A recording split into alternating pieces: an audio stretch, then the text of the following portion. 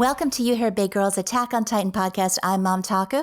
And just Momtaku this time. Luna and I are trying something new. With the explosion of new Attack on Titan information coming out right now, we decided to break the podcast into two segments, a manga discussion and then anime news and events. So this is the manga discussion. Luna recorded her anime podcast earlier today with our friend Coffee Life to talk about some of the events in Japan as well as the anime. So I don't know who's going to get done first, but look for two podcasts this month instead of one. This is our manga discussion. We'll be talking about chapter 135. And I have two guests. The first is Tumblr's Levi's Skinny Jeans, who now goes by LSJ. They are somebody that predates me in the fandom. They used to run a news and information blog and also were a fandom translator. Welcome, LSJ. Hi, my name is LSJ. I was a guest for the very first podcast here for You Hear Big Girls. I'm back here again with another far-fetched Ymir theory and some Raybert Vor. And joining us is my friend from the Anniversary podcast, a writer in my end of the fandom, the Aruri fandom, my friend Brienne. Brienne, welcome. We're excited to have you. Hey, thanks for having me. So we always start off with chapter impressions, and this is our chance just to spend a minute or two talking about our general thoughts about 135, whether we loved it or hated, if we had a favorite part or any disappointments. And I know, Brienne, you actually just read the chapter, so this is all going to be very fresh to you. What did you think about chapter 135? It was a lot. Definitely, I guess the thing that really stuck out to me the most was I definitely thought we'd be getting some major character deaths this month. And we did not, or at least they are in the making if they are coming. So I thought people would be dropping like flies by now, but they're not. I feel like it also opened up a lot of loose ends instead of beginning to tie stuff up, but then you also get a lot more theories about things that may be happening based on the information we got this chapter. So it didn't seem like, to me, a chapter, coming towards the end of the entire series, but I enjoyed seeing everybody on the page. It was definitely action-packed, but I feel like we definitely got a lot of development too, just with individual storylines. So yeah, it is still fresh. I'm still trying to process a little bit, but I enjoyed it. It was fun to read. And what about you, LSJ? I know you've waited a very long time for the return of Berthold Hoover. What did you think? I loved this chapter. I haven't been this excited about the manga in a very long time. Primarily because Bertolt is back, and I have a lot of thoughts about the symbolism and themes and how this might tie into the finale. But I felt like this chapter was a chapter that had just a little bit of something for everyone. It was very good in regards to the action. We saw things we've never seen before, and we have new theories about this series, which is actually really refreshing, especially this far into it. We had some sweet bonding moments between Jean and Reiner and Mikasa and Levi. We had some humor. We had some whatever happened to Armin. So everyone was like slightly catered to, and I think if the rest of the chapters are like this one, then we are heading towards a great finale. Yeah, I haven't been this excited about a chapter in a long time, and I'm trying to decide, is it like, am I running like on this huge high because the anime was great? But I don't think so. Like, I loved this chapter, and to me, it was almost like classic. We're going back to classic Attack on Titan, right? It was a little bit campy. It almost felt like some B-movie horror, which made it a lot of fun. I mean, I shouldn't be saying this chapter was fun, but to me, it was just wildly entertaining, like a pure adrenaline ride. I know, Brienne, you mentioned the lack of deaths. I had no issue with that at all this month because anytime that there's a death, it requires a pause in the action and things have to slow down. There has to be that weight and that emotional impact. And this one was just a thrill ride from start to end. There was like no time for anything except action. And I really loved it. I would say that I agree with you, Momtaku, that I feel like it's just a little early for deaths. We're in the beginning of volume 34. And so I feel like we still have time for people to die if they are going to die. And I know that one character that everyone kind of expected to die was Onyankopon. I am actually very against the death of Onyankopon because he is our only representative from the outside world part of the action, part of like the main cast. And so I feel like something would really be taken away if he were to die, especially this late in the manga when we still have quite a large cast of our main Paradisi crew. Yeah, I'm with you on that. Like, Anyon Capon always felt to me like one of the true innocents. Like, he literally became a volunteer because he wanted to help. He's like, somebody keep him alive. So I was not at all disappointed that he was lying there with Annie's dad. I thought that was kind of cool. I think the fandom, I'm trying to think back to last month's poll, the majority of people thought that he would be injured, but okay. So I don't think there was any huge surprise there that Anyon Capon lives. It was a good moment. So the title of this chapter was Battle of Heaven and Earth. One of the reasons why I love being on the poll team is because the people that are on it are very, very smart people. And we sat around discussing what this could possibly mean. What is it talking about, Battle of Heaven and Earth? And we actually came up with like 3 or 4 obvious ones, and then a couple not so obvious. But what did you guys, was there any significance of this title? Brienne, what did you think about Battle of Heaven and Earth as far as what Isayama was trying to say with that? I mean, I'm never going to try and guess what he's trying to say, but definitely, I mean, my like baseline feel from it was like all of these things being like reanimated from the dead. But then I also wouldn't go so far as to say those shifters would be from heaven. So that's a bit of a stretch for me, but that's like the first thing I kind of clung to. But I do kind of agree with the option about the godlike power of Mimir being the heaven and, you know, the alliance being the earth. But that's, I don't know. Usually my friend, translator Suki no Yura, she'll do like all the different options that it could possibly mean. And I'm really looking forward to her doing that this month. And if she has it done before we publish this, I'll be sure to link to it. But I really was excited about the idea of Battle of Heaven and Earth being like these elements from the heavens, or, you know, like you were saying, the reincarnated, recreated cast members of the past. But I also like the idea that Ymir and Eren are like the Earth Devils, and that the Survey Corps Wings of Freedom represent the heaven in this, especially when you consider Falco flying in to carry them away. So I think there's just a lot of ways that it could go. Oh, I actually never thought of it like that. I was actually leaning more towards your first interpretation, Momtaku, where the reanimated Titan shifters are the heaven in the sense that they are no longer alive. So they are from like they're on another plane versus like our more earthly counterparts. I think there's kind of like, there could possibly be a tie-in with some of the Colossal Titan imagery. There was an interview, I think it was around like 2018, that I helped translate. And so Isayama had indicated that the Colossal Titan appearing like the god of the SNK world was very important to the series as a whole.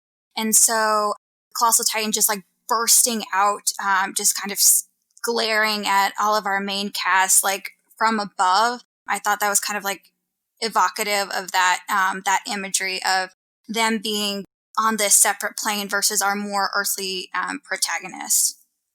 It's so funny that I think, 3 months ago, we had that like vision of the afterlife, and everybody was like, nope, no afterlife, nope, no afterlife. And then this chapter comes along and it's like, hello, afterlife. I'm one of those people. I know. And Luna's not here to yell at me, so we can just talk about the afterlife and what that means for this series. See, if this was a couple of chapters ago, I'd be yelling at you. I was totally against all of that, but now it's really hard to ignore any of that. I got Luna to say that I might have a point, so we'll see. You'll have to tell me what your logic was, because I very rarely get Luna to agree that I have a point. Well, the chapter starts off with OG Ymir, and I could not, like, of all the scenes for us to lead a chapter with, I never expected it to be her letting the pigs out. I mean, that's something we actually debated when this first happened. And here we see her with those pigs, actually with the gate open. I think most of the discussion I've seen this chapter has been involved around OG Ymir. We know nothing about this person. She has yet to say a line in this manga. When you saw her letting the pigs out, did it change your impressions of her? I actually think this was kind of a welcome change. So I never really had strong opinions on whether or not Ymir actually let them go, because I didn't think it was really that important. But it kind of gives her like a more humanizing aspect to her. So far, we've just seen her as someone who's been suffering and is a goddess, but we kind of see her doing this very human act of freeing these animals that were most likely going to get slaughtered. Just to kind of go back to some of the imagery with the race family, we still have that book about Ymir, about the first king, and it always starts off, whenever we hear that story, it always starts off with, Krista was a very kind girl who thought of other people. I wonder possibly if it's not just manipulation from the race family to just kind of continue the cycle of self-sacrifice, but I wonder if that might possibly be true as a whole. She might actually have been a kind person. And I think Ymir being a kind person would actually be really beneficial to people who really like that talk no jutsu route for the finale. I'm not quite there yet, so I don't feel like too strongly either way in regards to whether or not she freed them. See, that's my question was, is this an act of defiance or is it an act of kindness? I think on the poll we asked that, what is this? Is this that she was always team freedom? Is she the kind of person that resents people being kept in cages? And that's actually the option that's winning right now, which is kind of funny to me. Is this an act of compassion? Is it an act of defiance? I mean, we clearly don't have enough to go on that. But the transition now, we have her looking at these pigs, opening this gate, and then suddenly she's looking at the Alliance. Are those scenes connected? Brienne, did you have anything for that?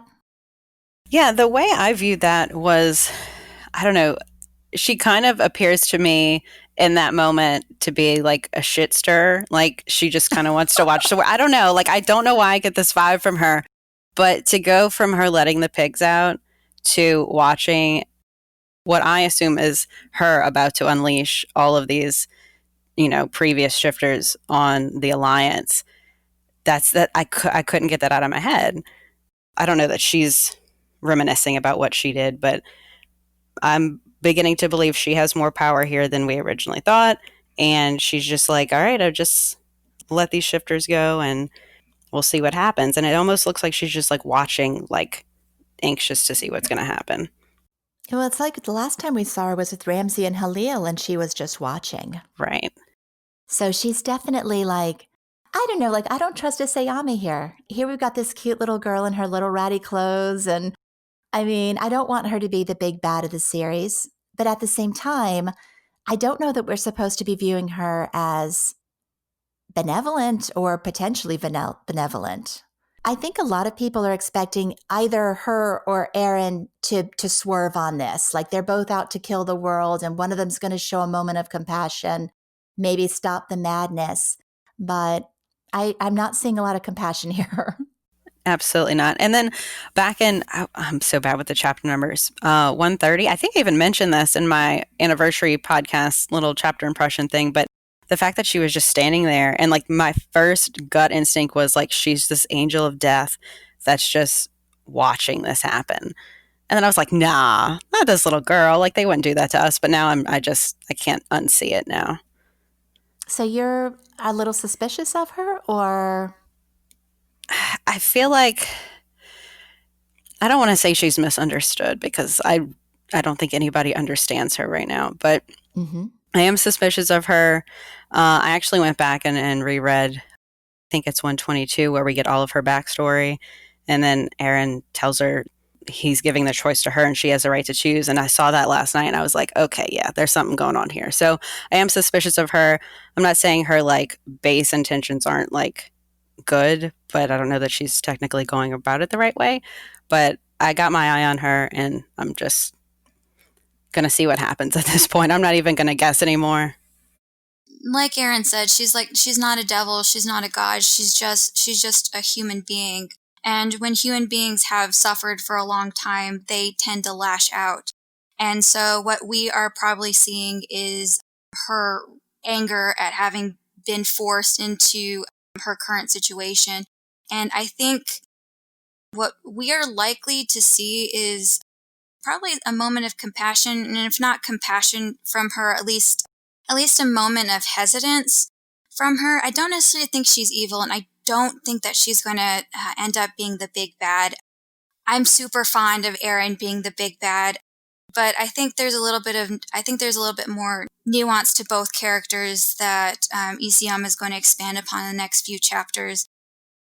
As he stated in an earlier interview, he wants to tell a story where there are no real villains or heroes. It's just a matter of perspective. You know what? That's such a cop-out to me. Like, I just can't even believe he said, like, there are clearly a distinction here. But, okay, Isayama, you keep telling yourself that. I agree with you there. I don't necessarily like it, especially in regards to how understanding some of these characters are to a complete and utter flaw, that they try so hard to understand other people that it's beyond the levels of human comprehension that a person be this understanding. But if that's the manga that Isayama wants to tell, then go ahead. I'm with Brienne on this. I mean, the jury is out. I'm watching her, though. I don't understand, even after 2,000 years of suffering and building titans, the level of rage to sit there and just start skewering people. Like, that's a lot of rage, Like, if it was me after 2,000 years and I was free, I'd probably want a nap, not let me go watch these kids die. And, I probably would have a more hands-off approach than what we're seeing here. But it's going to be interesting. Like you were saying, Brienne, it's like all this stuff is getting set up still. Like we're still setting up for the ending. It's this mystery box approach to telling a story where each chapter there's a new bit of the mystery being added. I'm anxious to see it solved. I'm anxious to see what happens next. And I guess that's the point of a monthly manga, that we keep coming back every month because, the mysteries are never ending. I kind of wanted to point out that Ymir reminds me a little bit of both Grisha and Faye. Grisha inevitably led to both of his sons becoming Titan shifters and becoming an extremist from a singular act of naive kindness. He allowed Faye to see the balloons, and she ends up getting eaten alive by dogs. When we go back to chapter 122, Ymir frees the pigs, and for freeing those pigs, she is chased down by wild dogs and has an eye gouged out. She suffers in a similar way to Faye in regards to having been attacked for that. And then you have her kind of like Grisha too, where she kind of has to suffer afterwards as a Titan shifter. But she did remind me a lot of Faye, especially with the dogs, and I think that's something that will probably end up coming back, especially when you think of, I can't remember the chapter, but there was a chapter where Eren is thinking of Armin and he gets a flashback of Faye, her corpse having been eaten alive by dogs. So I think that imagery is going to come back in a big way. You know what? It's giving me flashbacks of the Historia chapter where we learn who Historia is and Frida's screaming at her not to cross the fence. I know it's not related, but, just even the imagery of Historia in a farmyard. I guess she was Krista back then, in a farmyard, sitting at the fence and being told not to cross it. Dun, dun, dun. So there was a new power revealed this chapter. And I know the text in the manga, when Pieck is explaining what's happening, she said it was a founder ability to be able to resurrect the 9 Titans. Do you guys think it's Eren doing this or OG Ymir? Does Eren know that that's a thing he can do? I don't know. I'm with Brienne on that one. I'm leaning towards this being Ymir. I never give Eren credit for anything. I'm sorry. But I don't think that is something he is thinking about. And I don't know that he even knows he can do that. Okay, so even though it says founding Titan, we all think that this is OG Ymir's fun new power-up. I kind of feel like she's connected to the founder, and she can use that power because she's following Eren's directive. But Eren's not necessarily saying like, "Oh, do this." He essentially gave her, I guess, the equivalent of a bunch of play money and told her go wild with it. Okay, so he's basically her battery at this point. She's borrowing from him to be able to create this Titan playground that she's got going. So is that how we're seeing this? I think it's more like the directive. So for example, like say we have a boss and like an overqualified intern, right? Overqualified intern's not going to do anything until the boss gives them a message to do something. So I kind of feel like it's that. Erin's essentially told Ymir, take care of it, and she's doing whatever she feels necessary to take care of it. Yeah, I kind of agree with that. I mean, I feel like Ymir's just kind of been along for the ride ever since Erin, I don't know, freed her. Is that what we're calling it? I feel like he's probably just saying, protect me, or this is what I'm doing. You do what you got to do. So I think, yeah, she's probably working through him and is just going at it. And I don't necessarily even agree with the idea that she's free. I feel like she's still bound to what Erin is telling her. So Erin told her to start the rumbling, and maybe he's given her a little bit more freedom in her actions, but she's still a slave to the directive that Erin gave her. I think in the poll we asked people what they thought the relationship between the two was. And the most common response was that they're teammates. They're basically just side by side working together, that there's not one or the other that's in a greater position of power at this point. But I honestly don't have any opinion on that. I'm just, again, this is one of those things where we're still opening the mystery box. So I think I think that would work. I feel like they're kind of, they're loosely connected for now. So I feel like Ymir still is forced to do whatever Erin says, but I feel like there might be something that could break the connection. We'll kind of see how that progresses throughout the finale. They're working together for now because Erin was able to reach something inside of her, but I feel like he still has like a large monocle of control over her.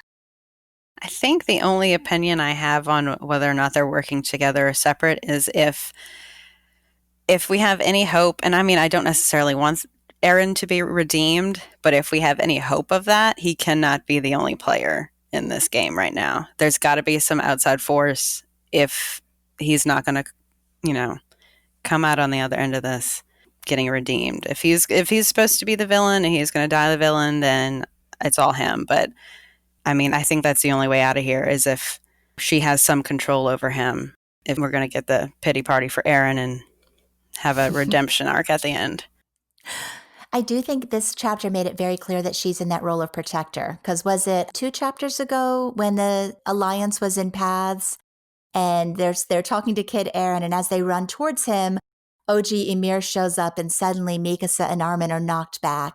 They're suddenly behind where Levi is standing, whereas before they were in front. So she's doing that again, except this time she's using those Titans. I don't know what power she used in paths, but she physically was able to knock them backwards. This time she's using the Titans to do the same task. So protect Erin is definitely her mandate right now. That kind of leads me to an interesting question. Do you guys think that Ymir is limited to the power of the 9 Titans, or do you think that she has additional abilities as a goddess now that she's essentially given full access to her abilities, having been directed by Erin? I mean, in story, she's capable of anything, right? I mean, Isayama at this point has written kind of like these loose rules or not even rules. I mean, it's just like, here's a new power. You get a new power. You get a new power, which is fine, right? I mean, who knows? I mean, I'm going to pull from the source material here. Zeke says, once the founder begins to move, nothing in this world can stop her. Is she the founder? I mean, I think that goes back to what kind of power has she been given? I mean, I guess ultimately she is the founder. She's the one that started all this. She's the originator Titan, and the power of the founder comes from her. So when she was, her body was eaten in chapter 122, 3 branches pop up into paths whenever they eat her body. And so we assume that those are the 3 powers of the Titans that her daughters had inherited. If that all comes from her, then isn't that to say that she has that power, like she had that power originally, if the founder is a break off of her original power? I mean, that makes sense to me. Well, either Ymir or Erin, one of them now has this, brand new found ability to be able to bring back the Titans of the past. And here we go. Did you guys like the development of the really fantastical creatures that we saw this chapter? I think it was fun. So I usually read really fast and get all the information, then go back and kind of pick it apart. And going back and just slowly looking at everything was interesting and terrifying, but also really cool. And I don't know if I like the development, but I don't mind that we got to see some of it. If anything, it made Falco's Titan kind of fit right in. Part of me thinks this was Isayama's last chance to really have fun with his manga. He clearly loves creating these Titan designs. So being able to pull out all the stops and just create, the Deer Titan, the Thing Titan, the Mummy Titan. What did we count? Maybe 15 unique Titan types? I think he was having a lot of fun with it. And I had a lot of fun with it too. I really enjoyed this part of the manga as well because I'd always been curious about what the predecessor Titan shifters looked like, and now we have an alligator Titan, we have a Thing Titan, we have a goat. We have so many different Titans now, and this kind of actually kind of to jet back to the previous question about Ymir's powers. So could this possibly be how the colossal Titans were created, like the wall Titans? So, for example, we're not sure what's in those colossal Titans, if anything at all. Could it be that they're all essentially versions of these Titan shifters, like bodies or something? I think the Titan shifters in particular are more special, and I'll go into that a little later on. But I kind of wonder if this is kind of part of that ability, that ability to create Titans. My crack theory, although I don't think it's a crack theory, I'm convinced that the wall Titans are the dead Eldians. There was no original population on Paradise, or they did not find millions and millions of people to form a concentric circle and poof them into existence as colossals.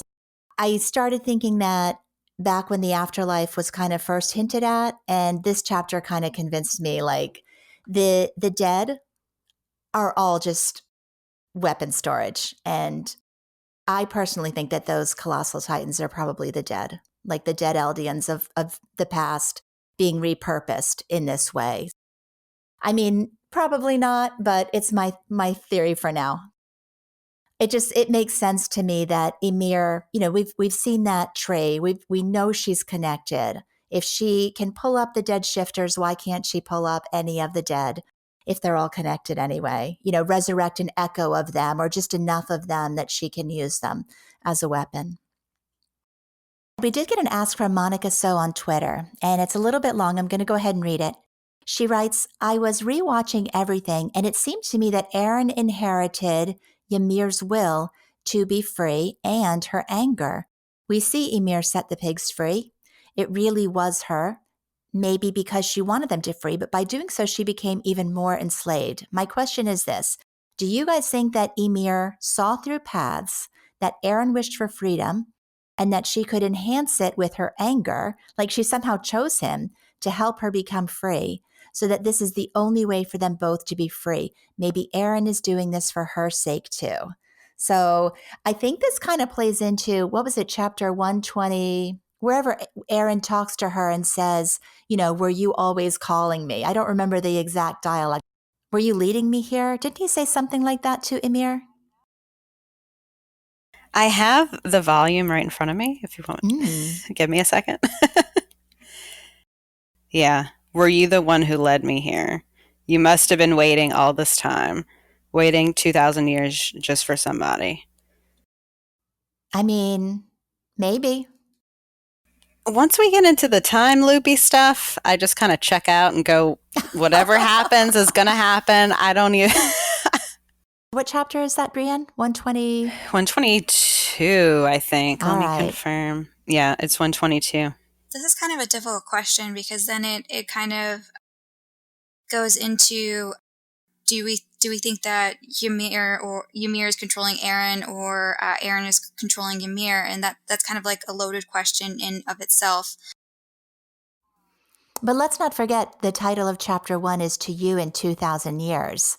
So if Ymir is, after 2,000 years, finding Eren, she would be the answer to that, to you in 2,000 years. And that's That's the title of chapter 122, is From You Oh. 2,000 years ago. So she likely was calling out to him, but I wonder maybe, do you think she possibly saw the rumbling occurring? Or did she just feel Aaron's energy, like feel how Aaron was, and so she felt that he was the best person to help her become free? I mean, that's what Monica So's question is, exactly that was there sort of this cosmic connection that she felt with Aaron. What's funny is that, do you guys remember when Freckledy gets her power and she has that vision of paths as she's sitting there naked laughing?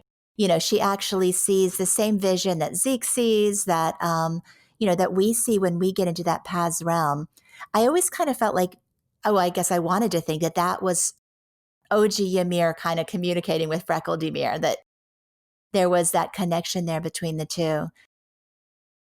Yeah, maybe the connection was with Aaron all along. I feel like it's complicated because it's almost like it's a good question. It's like, I don't know. I think it's kind of like what came first. Like, did she seek him out? I don't know. I mean, it's hard to even theorize about that right now because we have so little information. Yeah, I mean, he said it. He said the words. And then with the to you in 2,000 years, that's further evidence. So I don't know. What it tells me is that we still have so many mysteries to unpack. I'm so scared. I am too. So going back to the Titan battle, the chapter actually opened up with the discovery. I think nobody was surprised by this, that Zeke was actually an empty shell, that was not Zeke.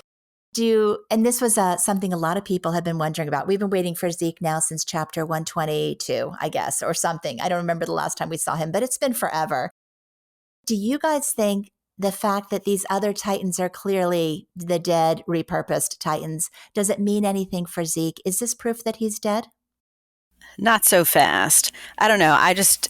He's got to still be alive somewhere. Yeah. I think if the founder is that powerful to do all of the things that are happening right now, there's no reason they can't reincarnate a husk of a beast titan while the actual beast titan is somewhere else. Last time we saw Zeke, he was reaching out for them. He was just about to make physical contact. So my thinking too is that, we've seen that touch is very important. She could just be harnessing his power because clearly that particular beast titan that she formed had the same abilities as Zeke. So, I mean, she might be bleeding off of him as well, being able to tap into his own, whether he's alive or dead or not. Whatever's up with Zeke, he has a consciousness. I'm sure of that. If he's still in paths, whatever, there's no way that he's like gone. Right. And I think it's important to remember too that like you said, they were touching. That's how this whole thing started. And then thinking back to like female Titan, they were worried about Aaron merging with her. Like there's no reason that this big thing isn't both Aaron and Zeke. Mm-hmm. That, not that he has any control over what's going on, but also I feel like he probably still would need to be alive for any of this to work. The whole theory, like killing Zeke might end the connection. So if that's true, he'd have, I mean, I don't know if his dead body still technically has royal blood. I mean, Oh, that's kind of it's a technicality there, but, and then also we have one example of Aaron using royal blood to control Titans when he punches Dina's hand, and there is some type of momentary effect. Like he doesn't have to maintain contact with her the whole time while he's, sicking Titans on Bert and Reiner, but it does wear, I'm assuming it does wear off eventually. So even if he had touched Zeke that one time, I don't think it's going to like stick. I'm kind of wondering if Zeke has been dead this whole time because Zeke was resurrected by Ymir, right? And his body was recreated by Ymir inside the body of a Titan. So what if he's technically just been more or less like a Ymir puppet the whole time, just not really conscious of it, or kind of like something like a golem, I guess. So Zeke's body, like his actual physical body, was created by Ymir. So wouldn't it make sense that she should still have some semblance some semblance of control over that, I guess. Because I felt like it was really, really strange that she specifically resurrected Zeke. It was very specific that he had to die at that moment. When I remember when that happened, I assumed, again, this kind of goes to Monica So's question, that she knew that Zeke was needed to get Aaron to paths. I do think that Mimir has been targeting, that everything that she's done is leading to this moment with Aaron. And Zeke was essential. Zeke needed to be the one to take Aaron on that walk through paths, memory lane, or whatever. I feel like that's why she resurrected Zeke. The more I think about it, the more I think Monica So's onto something that, Mimir targeted Aaron and all of this, even Kruger's words about get married, anybody, find somebody, have a child, all of this was the setup for Aaron Yeager. I just had a thought, and I know that everyone here is going to hate it, and I hate it too. Wouldn't that it just be the most awful thing on the planet if that scene was essentially used to point out that Ymir can bring people back to life as humans? Yeah, I have no trouble with that. Can you imagine if SNK, the series that had the reputation of killing off everybody, just brought back a vast majority of their dead characters at the end? How infuriating would that be? I mean, I know in my conversations with people, they're so upset about this whole afterlife spin because they're so afraid of exactly that happening. And I think they're so desperate for Hange's vision just to have been a vision and not anything true. I think Isayama's smarter than that. That would upset people. I don't trust that man. I think maybe we at max, if Isayama were to do that, maybe one or two people, one person, I guess, if someone were to be resurrected at the end. Freckle Ymir. Freckle Ymir. Why is everybody this is what gets me. This theory. I'm talking to all of you guys in Andrew's server. This Requiem theory where OG Ymir is going to be reborn as Historia's baby. Why does she get the do-over and nobody else? If we're going to have a resurrected character, I don't want it to be OG Ymir. Can we pick somebody else? Well, let me get to this. Are we all in agreement? Yes or no? Do these resurrected, what do we want to call them? Recreated, resurrected Titans have a semblance of their first consciousness? Are they empty husks that she's controlling, or do they still have a little bit of their soul? I think in the same chapter, we kind of are given a hint towards the answer. I think that they do have some semblance of consciousness still in there. Maybe their souls still exist somewhere in paths or elsewhere, but they are being forced against their will to work for Ymir. And possibly it could be that some of the Titan shifters are more conscious than others. So, for example, I wouldn't necessarily say that the alligator Titan would be as conscious as someone who died recently and has personal connections with our main cast. What do you think, Brienne? Reanimated souls, or are they just reanimated shells?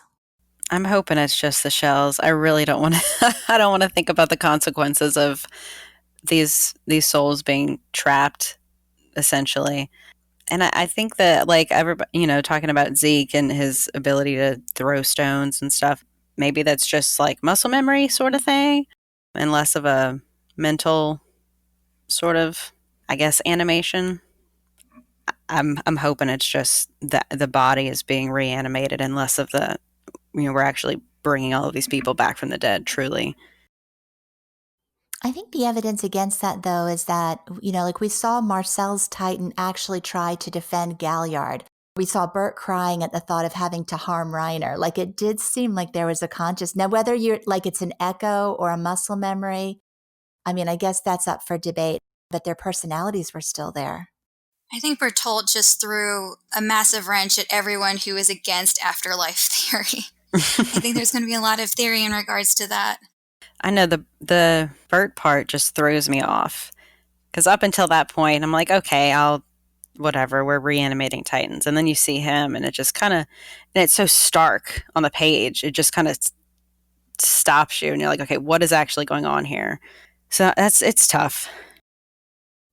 Well, so far in the poll, we did ask this. We gave people the option of why does Armin have this vision of Bertolt, and 25% think that Bert has awareness from the afterlife. So one in four people think that this is an awareness. 40% think that it's just a fragment of Bertolt that was brought back, and then 25% think that Armin is just having a memory, like just the regular Titan inheritance memory.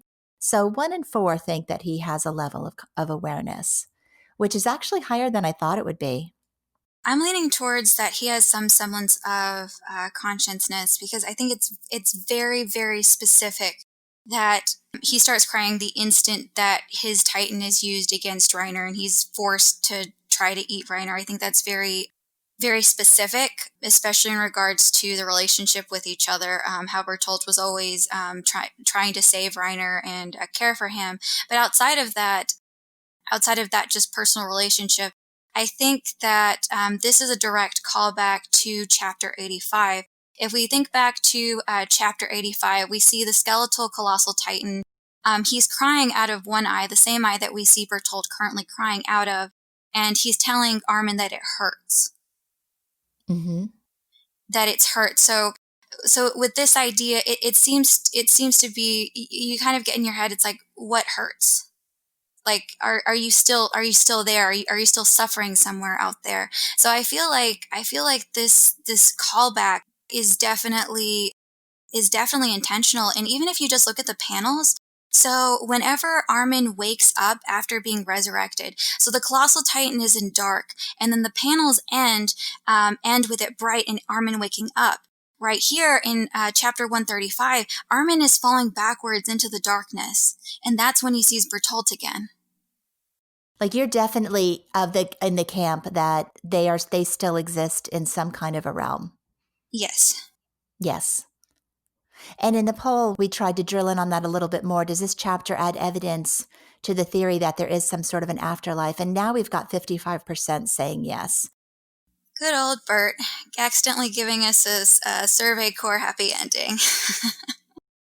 I mean, there's nothing happy about this end. If there's an afterlife, it's not a nice one. It's not a good one. This is Unless bad. you're in Hange afterlife. Hange afterlife seems pretty sweet. Hanging out with all your old buddies, telling stories to Erwin. That seems like a pretty sweet afterlife out there. Until OG Ymir decides she wants to mess with Levi, so she reanimates them to torment him. Then it's not so fun anymore. Stop. I'm going to stop you right there. You know it's coming. No, I don't think it's coming. But Erwin Zombie's coming back to Vor, Levi. I know. Think about it. The possibility is there. I mean, Valhalla was basically weaponry storage. It was hanging on to those old, warriors so that they could be used for Ragnarok. So if OG Ymir's been collecting these souls, or if she can reanimate them when she wants to as weaponry, then anything is possible. The story could go anywhere. Let's move to something happier. So I didn't ask you guys this. Who was your MVP? I really had a soft spot for Jean in this chapter. For some reason, I don't know why. I think seeing him get Reiner out and save him from Bert chomping on him, like, really just kind of, it's like, whew, like, lifted a weight off of my shoulders, but also I just enjoyed seeing him help him. But I feel like lots of people did lots of things in this chapter. I started a list somewhere when I couldn't keep track of anymore of who saved who, and it just, everybody did something. I kind of really appreciated Pieck just going, Aaron ain't my friend, just going for it in front of everybody. So I guess props to her, but I don't know. I'm gonna just pass on that one. It's tough. Pieck is such a good character. Like, I am so in love with her right now. Like, I was thinking back to, which chapter was it? Like 121, or right before when she shows up on Paradise and like faces Aaron with the gun, and then walks up to the roof and like points at Aaron Yeager. Like, she is such a badass, guys. I mean, honestly, like, I hope tribute videos, as soon as that anime's done, like, let's just have a tribute video of all of Pieck's great moments, because her Like you were saying, Aaron's not my friend. Finally, because I'm sitting here the whole time going, just come on, guys. And then someone finally steps in and says what I've been thinking the whole time. I do love her. I do wish we'd kept the fan translation with perish nightmare. The official changed it to now vanish, you nightmare. But I mean, just perish nightmare. I think we're all waiting for this nightmare to perish. It's still pretty metal. I appreciated that. It was beautiful. And her getting skewered by the Warhammer Titan was like, yeah. She's not dead yet. My MVP, I think, would have to be Bertolt because just 2 panels of him energized me enough to write a 5-page theory. But legitimately, it is Pieck. Because I just like that she's basically told the 104th, screw you guys, I'm doing what needs to be done. I'm not part of Aaron's harem. I have my own harem. I'm going to blast this guy. Yeah, it was amazing. You know what you were just saying? I was looking at the poll results earlier, LSJ, and somebody, we have the section where we say, do you have any additional comments? I was just glancing through them, and this one hit my eye. It said, standing Bertolt Hoover isn't just a hobby, it's a lifestyle, a reason to breathe. He's also an art, the first gift you open on Christmas, a hug from a loved one. He is everything I have ever wanted, everything I needed. And I just thought, seeing Bertolt this chapter, like for the Warrior stans, the Bert fans who've waited this long, like she just kind of, whoever this person was, maybe it was you, I don't know. No, it wasn't me. One of your people. One of my people. One of your people is very happy. Yeah.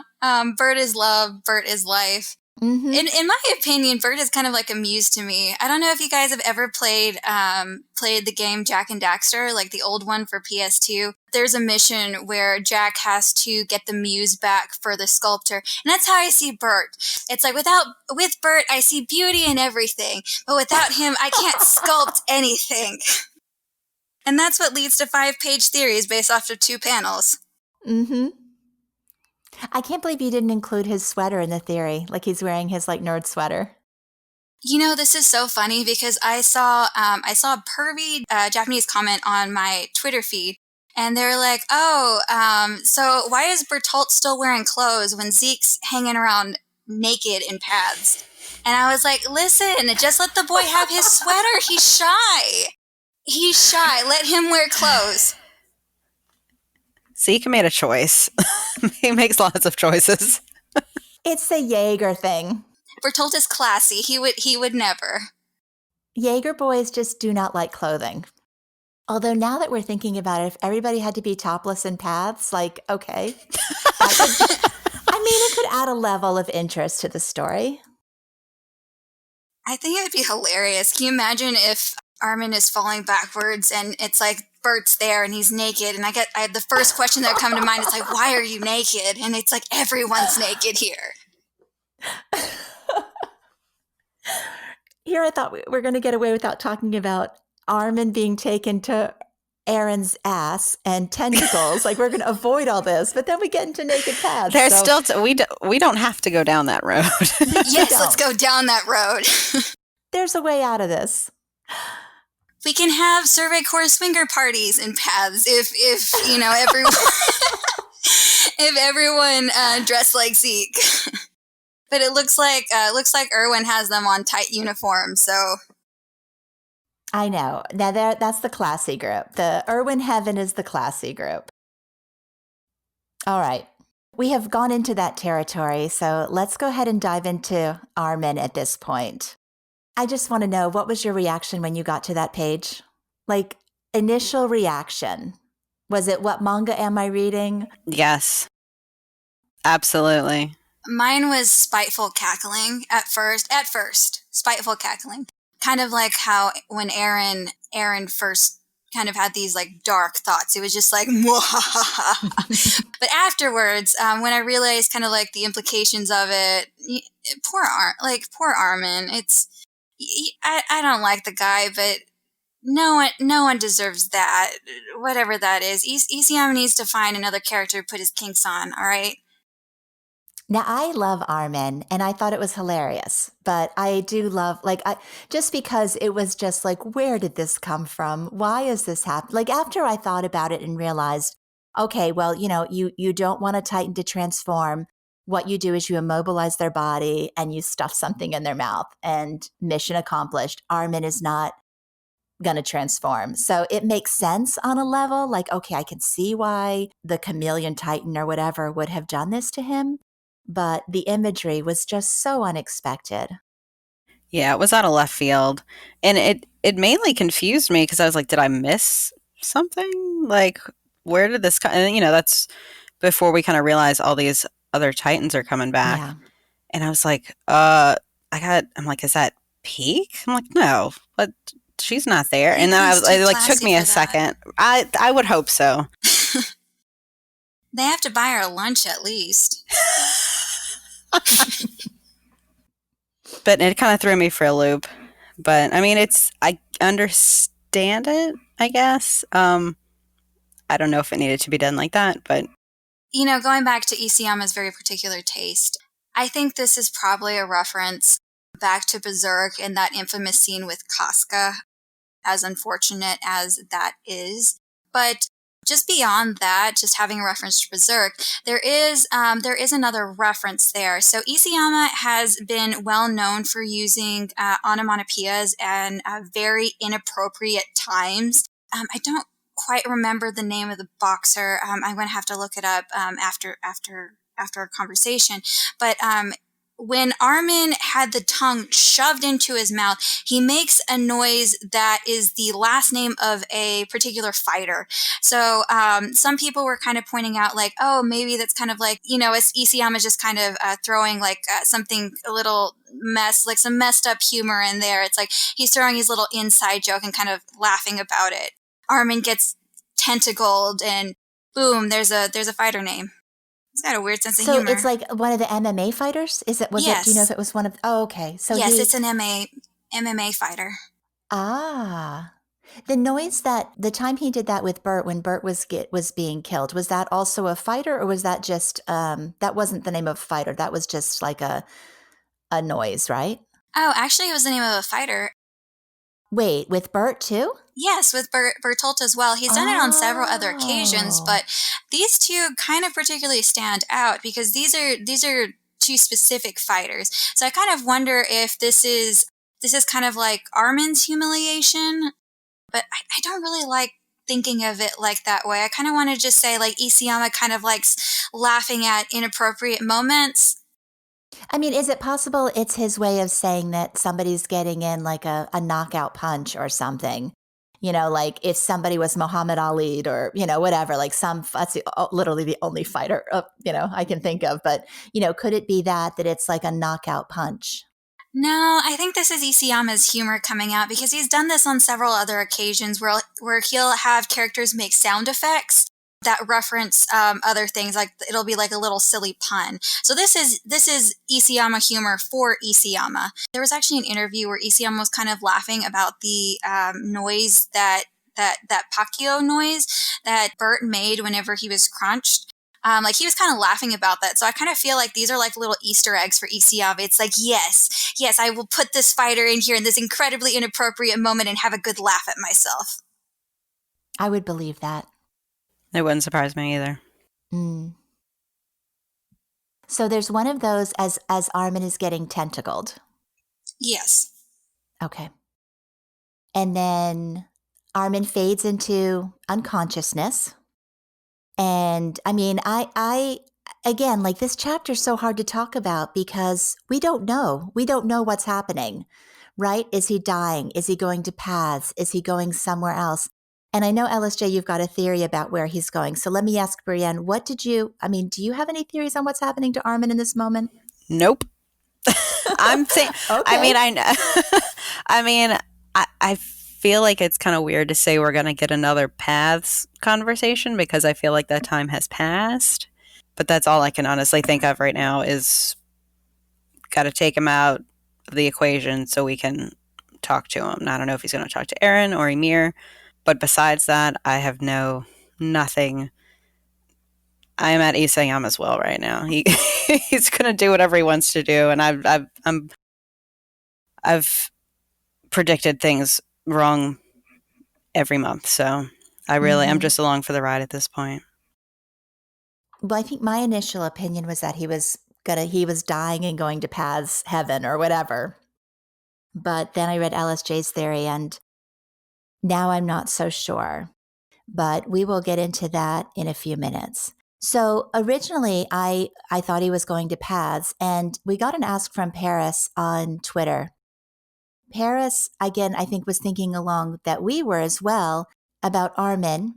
We saw what she thought of Armin's talk no jutsu, but do you think he will talk to her? So I had kind of assumed that Armin was going to get into a place like maybe Ymir deliberately targeted him, is bringing him to the Paz realm for reasons, and we would have this conversation.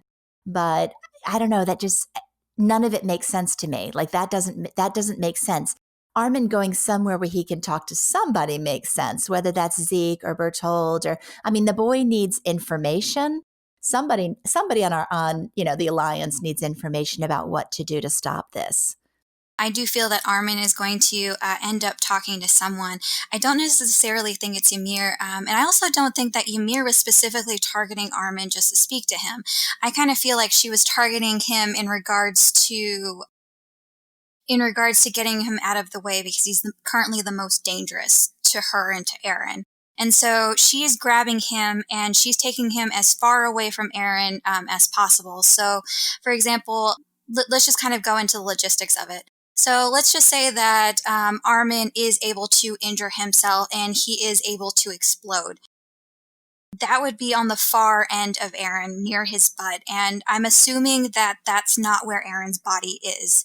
And so that's not going to, and even Armin had doubts on whether or not their plan would work. So that wasn't going to do enough damage, especially if he's going to go farther away out there. So I feel like Ymir is essentially playing a game of keep away. Right. So I feel like Armin will talk to someone, might not be Ymir. I really am not fond of the idea of talk no jutsu because it doesn't fix the inherent problem with Ymir, but I'll kind of go into that a little bit later. Okay.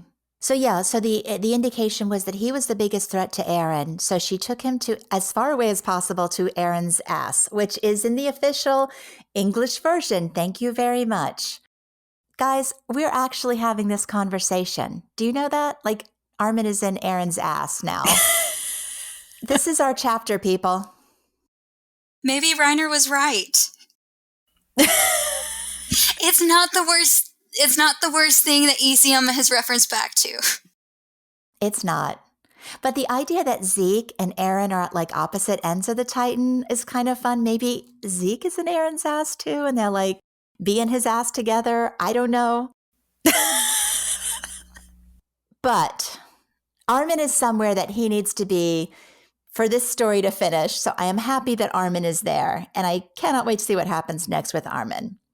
But if OG Ymir thought that Armin was the biggest threat, I don't think she's met Mikasa, because holy cow, that woman carried the whole team. Like I know like people that love Mikasa, we've waited a long time for like something.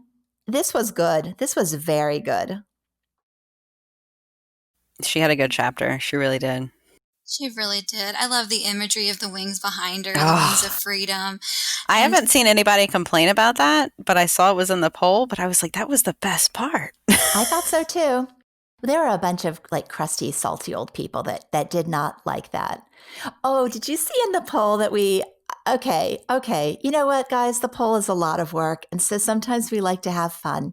And so the question, your thoughts on Mikasa this chapter, like I don't write a lot of the questions. I kind of, I help out, I supervise, I make decisions sometimes, but really Crunch, Cloudy, and Puppet, they are the heroes of this chapter. But I really wanted this Mikasa question about, what was your thoughts about her? And the choices were, she's unbelievable, what a BAMF, they were goners without her, bless those Acker genes, all of the above, And I refused to answer this question because I thought it'd be fun to like suss out all the Mikasa haters in the fandom and just kind of poke at them a little bit. Because, I put a lot of work into this too. I want to poke at people sometimes. You are poking at a full hive of bees right there. But only 10% refused to answer the question, which I still find remarkably high. So all of the above was almost 60%. We've had about 1,500 responses right now. So 60% of the people were like cheering for the girl. 10% will not have any fun no matter what Mikasa does. And I think the rest, what does that make? That would be 60, 70. The other 30% was a little more tempered between the other responses. But I was just so happy for this. Like I really love this. And the other thing I noticed was like, this was one of those areas, I thought the fan translation was great this month, but the panel with Mikasa in front of the wings, which I agree was a great moment, the fan translation versus the official, there was a lot of discrepancy there. The fan translation was like, Mikasa, you're acting crazy. Whereas the official one was Annie talking to her, Mikasa, can you just get out of the way? Like, I love the idea of Annie just using this moment just to like rip into her. Mikasa, can you just get out of the way? What a great moment for both of those girls. I did really like that line once I read the official and I realized who it was coming from. Mm-hmm. I think that was just like, shutting it down. Like, all right, I'm getting you out of here. Let's go. We don't have time for the speech. We're getting out of here. Annie said she can and will turn this Titan around. I wouldn't put it past her. Yeah, I mean, she brought Reiner's precious children onto a battlefield of death after he left her alone with them for like 5 minutes. She's like, Reiner, they're way too much. Here you go. I know it's the end of the world, but I can't handle your munchkins, so here you go. You know what? That's a really good point. Annie had one job. Take care of the children. Yes. Babysit the kids. One job, Annie. Annie's got the right mindset. She's everyone in this manga seems to be like, children are the future. And then Annie's like, screw the kids. I need to get to see my dad. Since we got on the Annie topic, I have to ask, what did you think about the ship? Do you think what do you think's happened to Kiyomi and Yelena? I feel like Yelena's not long for this world. I don't know if we're going to get anything else out of her. I feel like we should, but I don't know if we will. And I don't know that the ship has sunk, though. I wouldn't go so far as to say that. When you said the word ship and Annie, my heart just sank. So I'm really glad that we went in the opposite direction that I was thinking.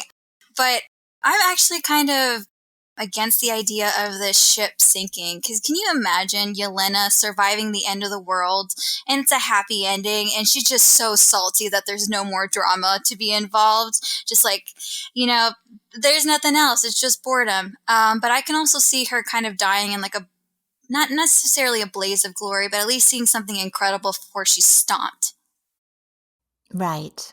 Well, if she saw Falco take off, that would be a pretty incredible sight, even if it sank. I don't know that they would mention sinking the ship unless it was a possibility. But, Isayama all the time tries to make us worry about things that don't ever actually happen. Like those cannons? Yes, the cannons. Looking at Falco, though, I mean, he had room for more people. It's not like they couldn't have come along. I think that lends credence to the idea that the ship is fine because they could have climbed on. Right. And also, why would you drag those two people in a battle if you didn't have to? So they're fine. I think they're fine. I'm not worried about the ship. Maybe Falco has an age limit. It's like you can't be any older than this to ride this Titan. And the ship has sunk because Isayama can't keep any characters over the age of 23 alive. Yes, this is a fact. So speaking of people over the age of 22 not long for this world, what about Levi? Brienne, I think in our corner of the fandom, we're definitely in the Erwin and Levi community. Half the sentiment is, oh good, hurry up and kill him. The other half is, please stop torturing this man. We got an ask from RubyGus. Let me Let me say hello to RubyGus first. Hey, RubyGus. And read her question. Do you think it was really necessary to take out Levi again? Everybody was down except Mikasa. We already know he wasn't, so what gives? Is there a twist coming that we don't know about involving Levi? Do you have any thoughts on that? What's next for Levi? I mean, I'm hoping this isn't just playing into my theory of Levi was put on this world to suffer, and he will do nothing but suffer until he is old, and then he'll die of old age. And I'm hoping that's not what's happening here. I think it's maybe his way of slowly taking him out. Like, we obviously saw that him getting blown up wasn't enough to completely take him out of the game, so we had to throw him back in there a little bit, and now he's like really hurt. I don't know. I don't care what it is, as long as it's not him. Okay, well, now he's down 2 fingers, possibly an eye, and maybe the bottom half of his leg, depending on what happens. But he's going to survive it all. I would prefer that not to happen. Honestly, I kind of feel like this is a parallel to Erwin. In, I believe it was chapter 82, Levi going through that same arc, kind of giving up his dream of killing and his promise to Erwin to kill Zeke for the betterment of humanity. And I think it would also tie in really well with Kenny kind of coming to an understanding of what Uri was feeling as he passed away.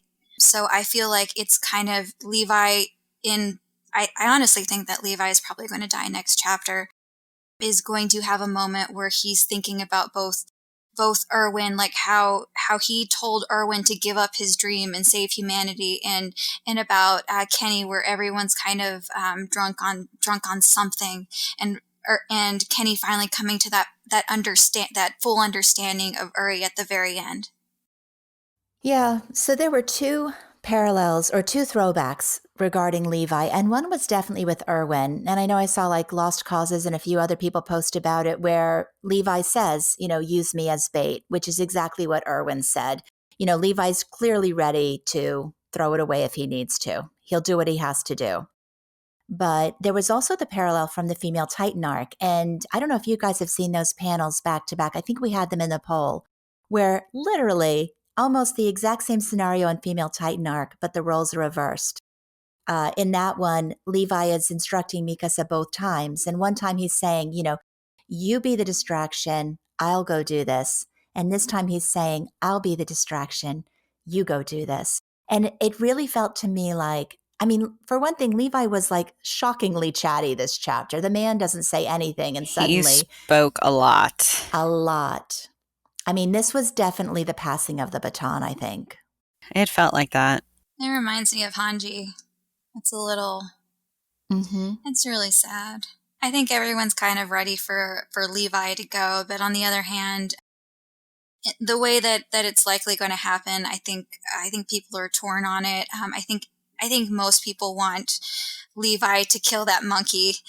He's been screaming monkey for the last couple of chapters now, and now we have the possibility that it's not going to happen. Thematically, it would fit Erwin and Kenny really well, but it's like, I just wanted Levi to blast Zeke one more time.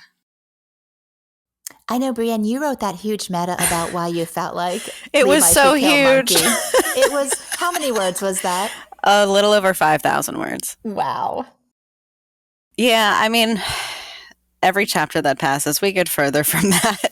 I still want him to do it. I still don't think it's like disingenuous to his character for him to want to do it, or for him to actually go through with it, like a lot of people say. But to see him like acknowledge, I think I would like Levi to not survive the end of the series. Just, I want him to be able to rest. But to see him almost be aware that it's coming to an end by like giving Mikasa the direction like that, it like makes it hurt a whole lot more. Mm-hmm. So I guess I wouldn't be as upset about him not killing Zeke if something were to happen to him while he was fighting, unless like I'm on the sidelines and I'm just going to die. That it hurts a little more. I don't see Levi ever being on the sidelines. Like, he would absolutely barrel roll into a battle if it meant knocking over one soldier. Like, he literally is the knight from Monty Python, kicking with whatever appendage is still functioning. I don't know. My theory is somebody's got to push the plunger on those bombs, and Right. that'll be Levi's final suicide mission. I think my only concern with that is he can't bring himself back there. So he's going to have to convince all of these other people to turn that bird around and drop him back off. Which, I mean, it can be done. It seems like the closer we get to the end, the further away we get from the action. And I'm interested to see where we're going now. Obviously, if we're going to circle back around. Yeah, I mean, I guess I assumed that they would. I mean, what I'd like to see happen, maybe it's too idealistic, maybe it's wrong manga, is that Falco does fly to where the survivors are and we get that moment of reunion. And then, Annie gets to say goodbye to her dad. Levi gets to get a message for Pieck from Mr. Finger, and then the Warriors and the Alliance get back on top of Falco and go back to the battle. But it does seem kind of silly to go back to the battle when they don't have a plan. Like, what are they going to do when they get there? I mean, they could drop Levi off and he could go explode the bombs. But then what? It's just, they still don't have a plan. I was kind of thinking that this is kind of where Reiner might have his big Helios, however you pronounce that moment. So they need someone to get Levi there and someone who can survive the blast of a bomb. Reiner says he's got one more armored Titan transformation in him. Bombs don't do much against his armor. And then we have that pitchfork looking similar to a spear at the neck and head of Erwin. So it's like, I feel like possibly Reiner and Levi could get a team up there, and Reiner unfortunately surviving. I feel like my mind, like I was like every single chapter until this one, I was like, Reiner's going to die, Reiner's going to die, Reiner's going to die, the suffering is going to end. But now after this chapter, after all of the buildup with his mom, I don't think that Reiner is going to die at the end anymore.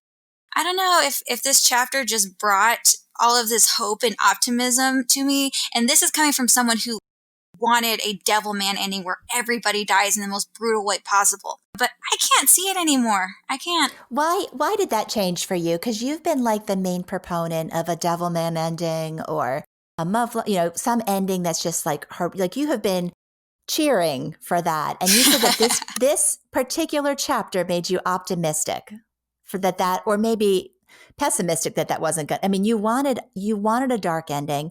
You think it's less so now. I think that a Muv-Luv ending is actually probably the first or second most likely ending that could happen. If I'm wrong on my theory, or if some parts of that doesn't happen, I definitely feel like we are going to end up getting a Muv-Luv theory. For people that don't know what Muv-Luv is a series that Isayama is a huge fan of, and he cited it as an inspiration for the manga, yes? Yes. So, Okay. Muv-Luv, and by the way, make sure that you are 18 years and older whenever you start investigating Muv-Luv, because on top of it just being incredibly gory, it's also an H manga. I kind of learned that the hard way. And whenever I would pop in screenshots of Muv-Luv into different Discord servers, everyone's like, "Whoa, what on earth are you posting here?" And it's like, no, this is manga discussion related. Okay, just ignore the sexiness. So going back to the important parts about Muv-Luv. So Muv-Luv is essentially a 3-part series. We have Muv-Luv, Muv-Luv Alternative, and I can't remember the name of the third series. Muv-Luv Alternative is the most popular of the 3. So essentially we have our main character, and in the first game we have a harmless harem game where the main character is in high school, and he's in high school. He basically has a boring harem life. It's cheesy. It's very romantic. It's almost too sweet. It's almost too sweet. And then you later find out that this sickly sweetness is done on purpose. In Muv-Luv Alternative, in the second game, he is brought back into an alternate universe where these giant alien monsters exist, and they are brutalizing everyone. And so, in the end of this universe, Muv-Luv Alternative, I believe everyone he knows dies. And then in the third game, he's brought back again, but with all of the knowledge of the second game. And so he slowly changes events to benefit his circumstances. So in the second game, he was like a klutz. He wasn't very good at arming his robot. And so he was basically the loser among his group. In the third game, he's a complete and utter ace. He aces everyone. He makes all these decisions to save people that he loves. But because of those decisions, it actually alters their world. And so it slowly gets worse and worse and worse and worse. And to the point where everybody he loves has died, and in worse ways than they had died before. Ultimately, that game does end up with the character resurrecting a last time, and he's back in that harem game. And essentially kind of like the vibe of that game is like you have several themes of resurrection. He gets all these different redos. Like he just does it over, and the harder he tries, the worse he makes it. Yes, essentially. The harder he tries, the worse he makes it. And I will link some safe for work media about Muv-Luv, because I feel like the theme is very applicable to SNK. So one of the endings that I feel is like the most likely is that Muv-Luv theory, where they end up defeating Eren, but they don't end up taking care of Ymir. Or Eren doesn't quite die, and then he brings his consciences back to that tree where he was with Mikasa, and he can start things over and over and over again until he gets things right.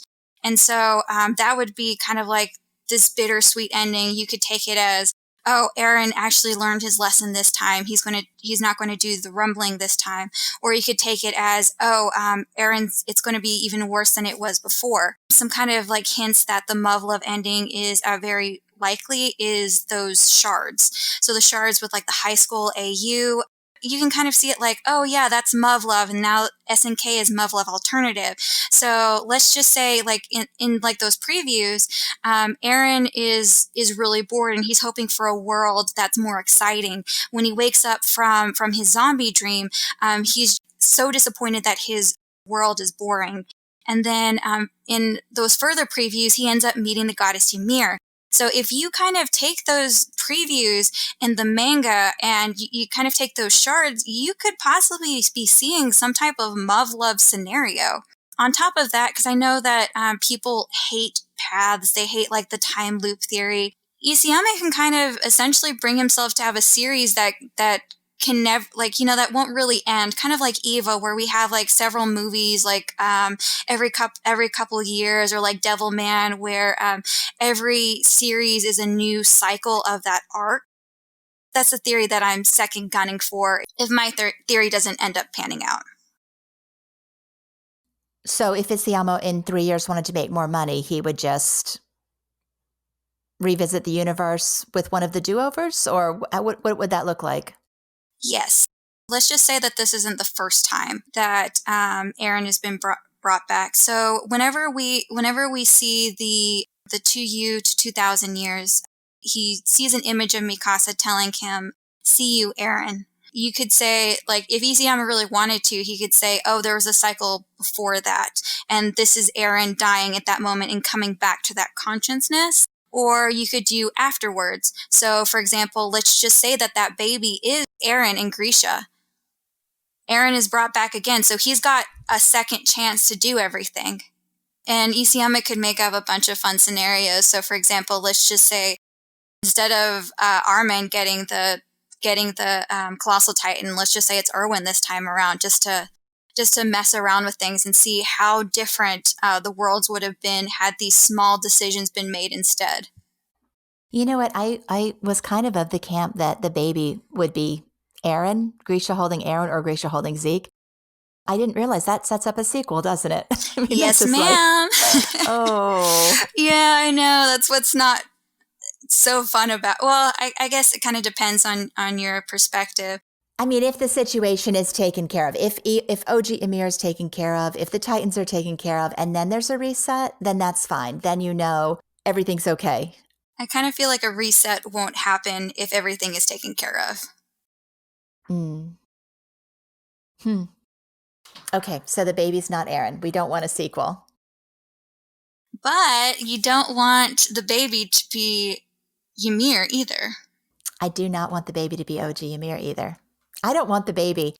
I just don't want the baby. I do not disagree with that. Momtaku does not want the baby. This is Do not want the baby. Brienne's on my side. You don't want the baby either, right? I do not want the baby. Okay. I'm not even going to get into that. Let's just, yeah.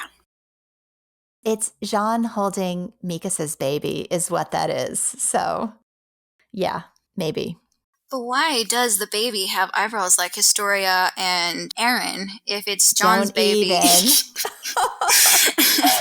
Sorry. Okay, where were we? Usually Luna is here like marking off topics. That way we can scroll up and down and see what has and hasn't been talked about. We've talked a little bit about Levi.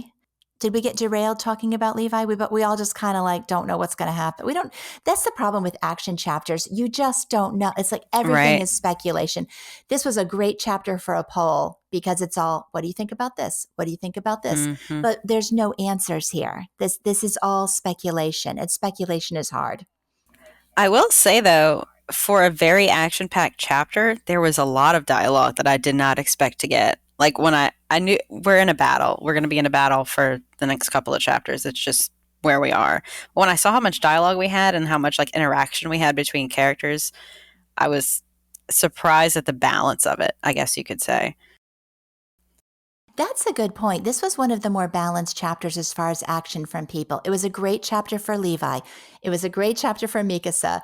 It was a great chapter for Jean. It was a great chapter, like really how I think Isayama struggles a lot of time with like character spotlight. This one was such an ensemble effort. It was great. There was something really, really, really nice about that, to see everybody get their moment. It felt good. Like, I think maybe that's why, even though this, they were kind of soundly defeated. They're 2 men down. But maybe that's why this chapter felt good to me, was just that whole ensemble sense, everybody working together. I think a lot of Warrior fans, both sides are have been pretty against the alliance in regards to how they've gotten together. I feel like Isayama kind of didn't focus on the right character interactions whenever they were first starting to talk to each other again. I also felt like it was kind of easy, so these chapters were kind of like nails on a chalkboard to me. And I kind of felt like if those chapters, like for example, say this was the first instance of like real camaraderie between them, I would have found it really sweet. Like I still feel it's kind of sweet. I thought that John's little callback to Hange was kind of sweet. You know, they're part of the Survey Corps and they're always on the losing side. Although on the other hand, you could also say, as a salty Warrior stan, I felt like it was basically admitting Reiner into the Survey Corps instead of the Survey Corps joining Reiner, because they've essentially swapped their positions. Reiner and Annie are, still on the same page that they were from the very beginning. I was doing a little SNK Rewind series on You Hear Big Girls, and I didn't understand where that was coming from in the comments. I published a poll from, I think it was chapter 93, a poll result, where we talked about Annie. What would Annie do when she came out of the crystal? And 26% said she would join the Survey Corps. To me, that was the right answer. Like, Annie joined the Survey Corps, but Warrior fans feel it's the opposite, that the Survey Corps has joined the Warriors. And I had never looked at that perspective before until I saw the pushback on that poll result. Like, to me, it's still the Survey Corps. I keep messing up and calling it the Survey Corps and not the Alliance. Whereas you all see it as Annie and Reiner have never strayed from their mission to stop Eren Yeager. Like, they're still doing it, right? Is that the connection? Mm-hmm. Brienne, did you have that I'm having a revelation right now. I mean, it makes sense, but I'm also like not enough of a part of that community to have gotten that, I guess, opinion from other people. It makes a lot of sense, though. But then you also have to look at like who's the Survey Corps, very obviously the large majority of this group at this point. That's really interesting. Yeah, like I had no idea it was an issue until I saw the pushback. And then I felt bad about it. But at the same time, like, it's still being officially led by the Survey Corps, even though they've defected. Like, the Survey Corps defected. They've switched teams, and yet we're still seeing this as a Survey Corps effort. Somebody mentioned it was in Andrew Allstar's live stream yesterday about how weird it felt to see Reiner being surrounded by Jean and Connie and all the members of the Survey Corps like swarming around him, working together. Like that was hard for them to see as members, as people who side with the Survey Corps. So I guess what you're saying, LSJ, is that like it was equally as unsettling for the Warrior stands to see them all coming together. Yes, I can definitely say that because we have the giant, colossal, Titan-sized elephant in the room that hasn't been addressed yet, that is Bertolt.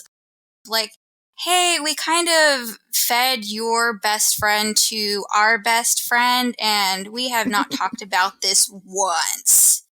It's kind of like the banana I swear, it's like a banana accident or something. It's just, we will never discuss this ever. I was actually kind of happy this chapter with the Colossal Titan coming back. And I guess, like, in a way, it's like Bert wouldn't be there if they hadn't killed him off, and now he's back and causing them a lot of problems.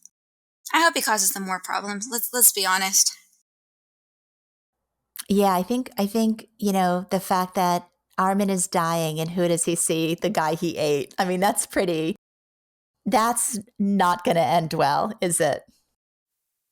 I don't know. I kind of have that vision kind of gave me some optimistic thoughts about the end of this series. More optimistic than I've had in a very long time. Is there anything else in the chapter that we wanted to talk about? We didn't mention Connie. Yeah. Brienne, don't laugh. Connie needs attention too. I know, I'm Mo. only laughing because of the podcast's like history with Connie and how they always like shit on him, and it's really sad. And what can we say about Connie? Brienne, you brought this up. What can we say? You got the mic. Give us the story about Connie. Connie saved Levi this chapter. Yay. There you go. Sincerely, yay. Connie was there. He was there. He was upside down. These are the things I do not pick up on until I read the poll or get on Twitter. But they're like, oh, he's upside down like his mom. I'm like, oh, that's really depressing. Mm-hmm. I'm glad he finally snapped out of it. Me too. Yeah. There's Connie. Oh, Connie. The panel of Levi falling to his death almost just looks like the panel of Hange falling, and it kind of hurt me a little bit. And then Connie swoops in. I mean, left to die another day, I guess. So it's coming. I'm just preparing myself for that. All the Connie fans are very grateful to your presence here today, and I am as well. You're welcome. I think the nod to Hange especially was really bittersweet. I think I saw somebody mention it on Twitter. You know who would have loved seeing all these Titans? Hange. You know who would have enjoyed this? Hange. You know who would have ended this by saying Titans really are awesome? Hange. Guess who's not here? Hange. Pain. Nothing but pain. Oh. I must say, though, as far as the callbacks are concerned, it was all, I mean, like you said, some of it was like, very obvious what was going on, but it was all dialogue. And then you get Erwin's actual face as if we didn't know who said those words. How many times have we had that exact panel of Erwin and those exact same words? Like this is Armin's third time or maybe fourth. He is haunted by this man. And I wrote about that too. You did? I mean, this poor kid. He's trying. He's really trying. But to see Erwin in the middle of all of this, when everything else is just, maybe it's not subtle callbacks, but it's all just dialogue and actions, and then you just have this panel. Speaking of Erwin and Erwin's words, do you think that Armin is going to sacrifice something else to stop Eren? Do you think he's going to sacrifice his relationship and his friendship with Eren to save everyone, or do you think perhaps he's going to try to find a way around it, since Armin has kind of been the symbol of hope and, kind of like the future of the Survey Corps and of our main characters? I don't know, like even in this chapter, Armin was resolved to do it. He knew that exploding himself might hurt his friends, but he also knew that exploding himself wouldn't hurt Eren, that Eren wouldn't die from this. Like, I get it, right? But to see him still struggling with what needs to be done, even now, was hard. Hard emotionally or hard to take? It's hard to see it over and over. Like Eren has the very best friends in the entire world, and he has done nothing to earn them. Yes. He has done nothing to earn this love and this loyalty and these people who genuinely want to help him. And it just hurts. It hurts to see them having so many. It's understandable, but I just feel so bad for them. Their only crime was not picking good best friend. That's probably too harsh. We have quite a few other crimes that they've committed, Well. but let's not go into there. Let's just say the power of a Jaeger man, sexy Jaeger man, will cause the most rational of people to do some unsavory things. Apparently. Save us, Brienne. You got anything? No. I mean, yeah, Armin, it is sad to see him have to go through this every single time. But I think he's maybe a step closer to figuring out what he needs to do or convincing himself to go through with what he needs to do. It looks like he was going to do it. Like I think so. He took that moment to pause. It reminded me of Levi took that moment to pause, like if I can save someone, anyone. Flashback. And look what happened. And look what happened. Armin takes that 1 second to say, a soliloquy to Eren, write his little love letter to Eren one more time, and look at what happens. Like, do not pause ever when you are dealing with a Jaeger, period. Well, this is a good time to take a break. Let's take just a few minutes. We'll be right back. And LSJ, it's time to talk about your theory. We'll be right back.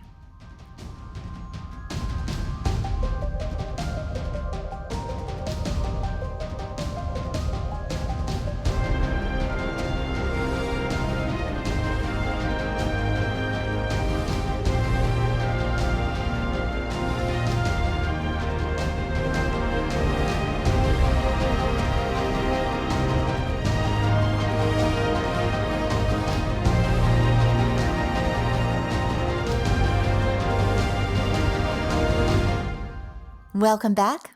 So LSJ, we've been kind of teasing that, this chapter inspired you, that it inspired you to write a theory that kind of added to the Norse elements of the chapter that most of us have accepted.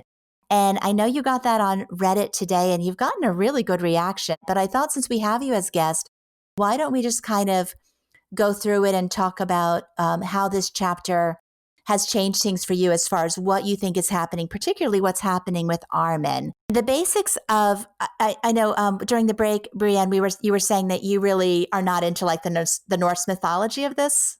It's not that I don't want to be, it's that I just have no idea. I have no background in that at all.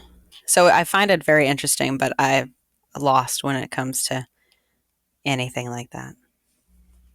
Yeah, I am too. And the only reason I know anything about it is because Luna plays Final Fantasy and apparently this is in there. So the big thing is that tree, the Yggdrasil, which I never know how to say correctly. LSJ, go ahead if you would and just start us out with the whole, like the basics. The thing with Yggdrasil.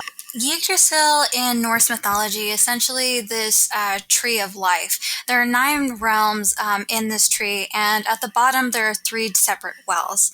As we can see throughout the chapter, especially chapter 122, we have this tree, the Titan tree, that has all these references to Norse mythology. So if we look at that Titan tree, the body of the trunk, it's in the shape of a man and a woman. And it kind of refers back to that old Norse myth where Odin created the first humans out of the after Yggdrasil.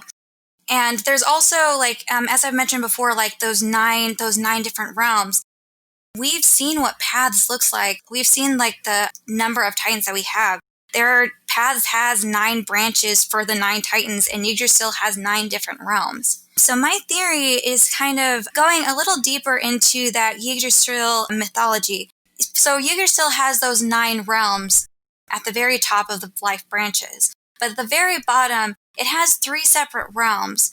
And my theory is, what if there's another realm underneath Paths?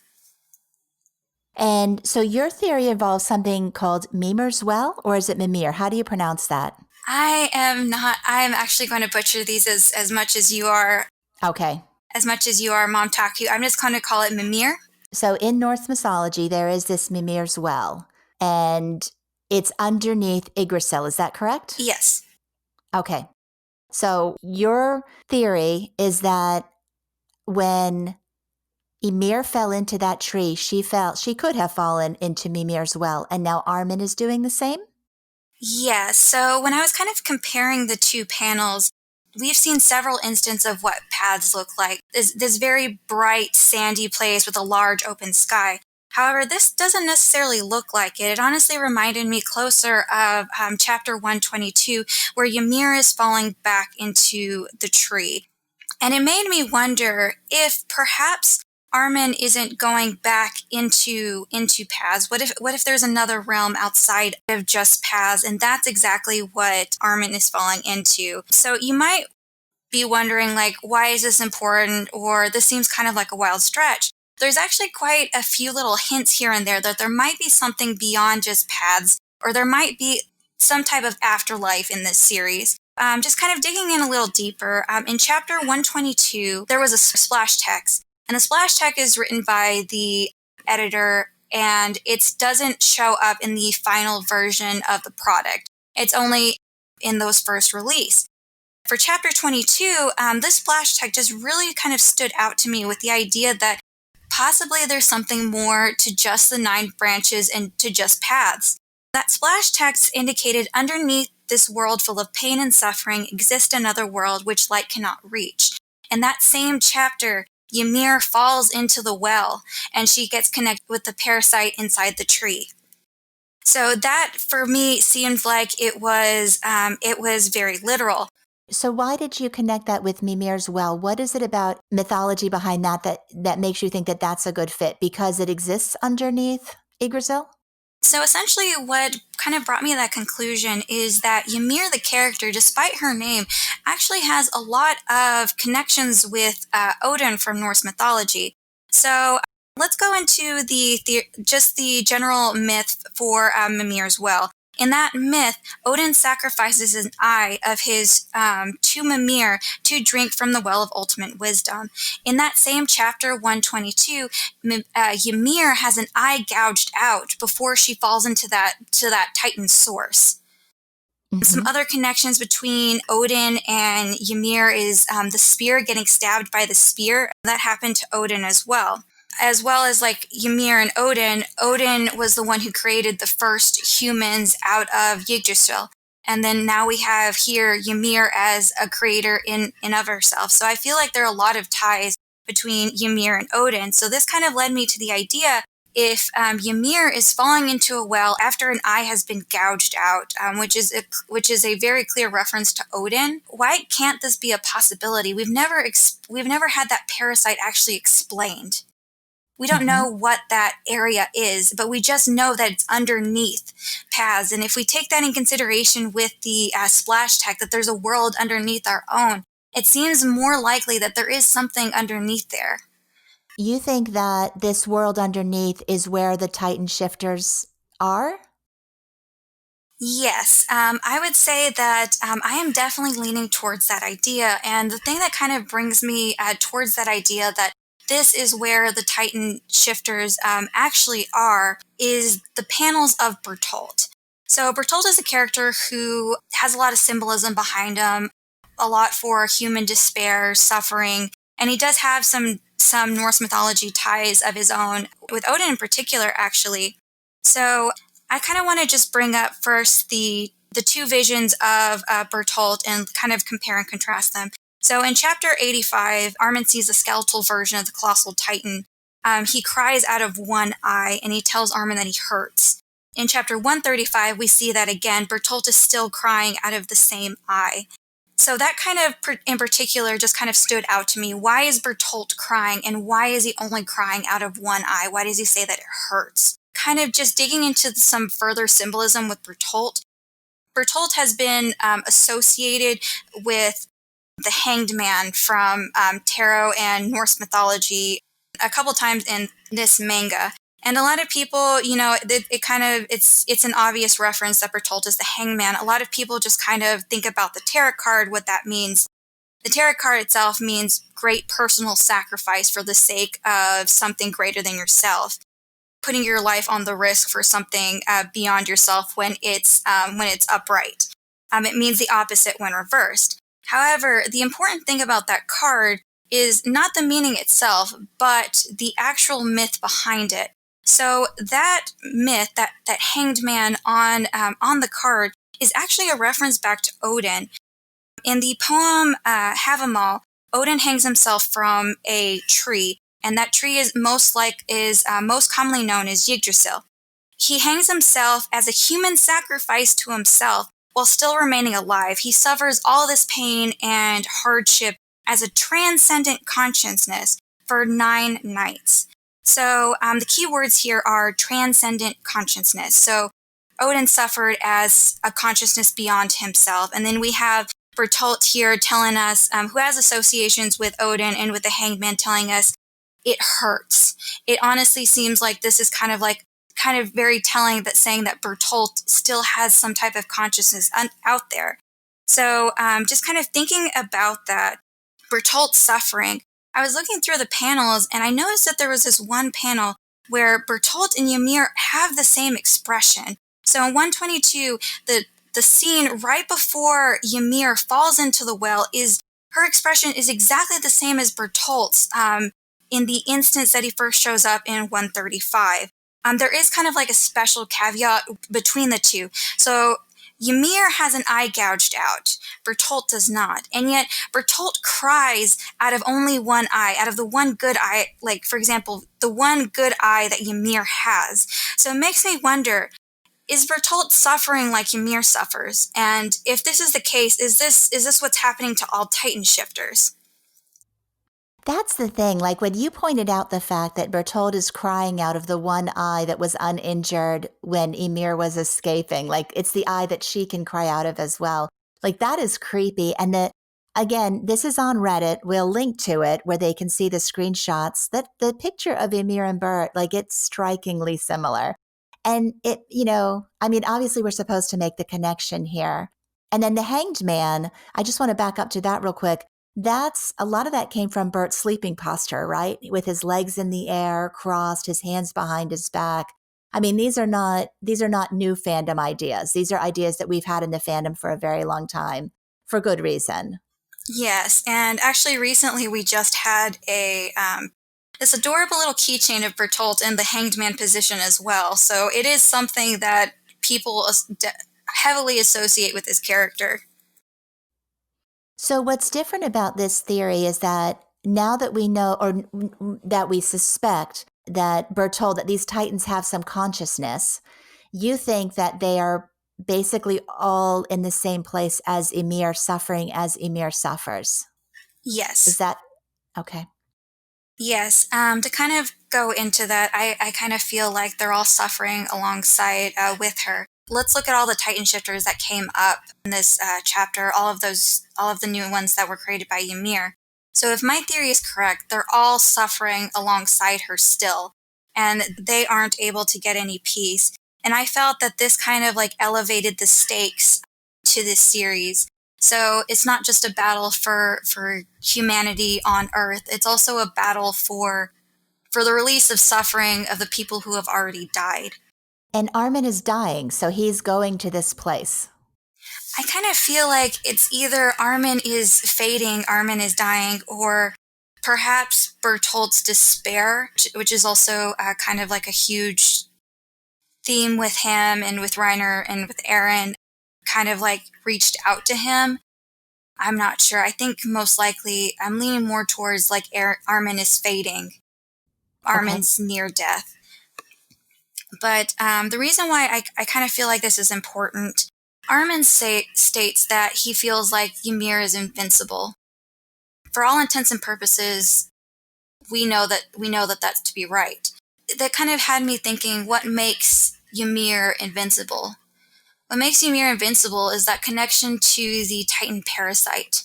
Since that connection, she's never had a moment of rest. She's always been a slave further than she had been from the very beginning.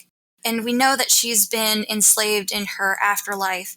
But just kind of looking at the panels of paths, I kind of wonder if perhaps that eating of Ymir, that first one, is actually what created paths in the first place. And this is why eating another Titan shifter is such a sin. So it's that item, that object, I feel like it looks like a parasite. And I'm going to continue referring to it as such. So if it's a parasite, can it get passed along to other things? Mm-hmm. What if they're all just connected to Ymir that way? Isn't it strange that the way to pass on the Titan power is by eating the spine, the same spine that parasite attached itself to Ymir? A lot of people have been kind of wondering about the finale, and a lot of people have been thinking, oh, Erwin is going to get killed, or the connection between him and Ymir is going to end, or Armin is going to talk to Ymir and convince her to stop. But that doesn't stop the suffering of the deceased. That doesn't stop Ymir suffering. It doesn't stop Bertolt suffering, or any of the other Titan shifters there. So you've added a raised stake. So I wonder, instead of talking to Ymir or killing Erwin, I wonder if there's a third option. That's what my theory is proposing. My theory is that by destroying that location, or by severing the connection of Ymir to that parasite in the first place, that could actually end the Titan curse. There is no Muv-Luv possible ending. There is no Ymir and the rest of the Titan shifters still suffering in that realm, wherever it is. If you break the connection to that parasite, and that parasite that's still in the well in paths, it could honestly stop everything. And then finally, just kind of one thing I wanted to add to my theory.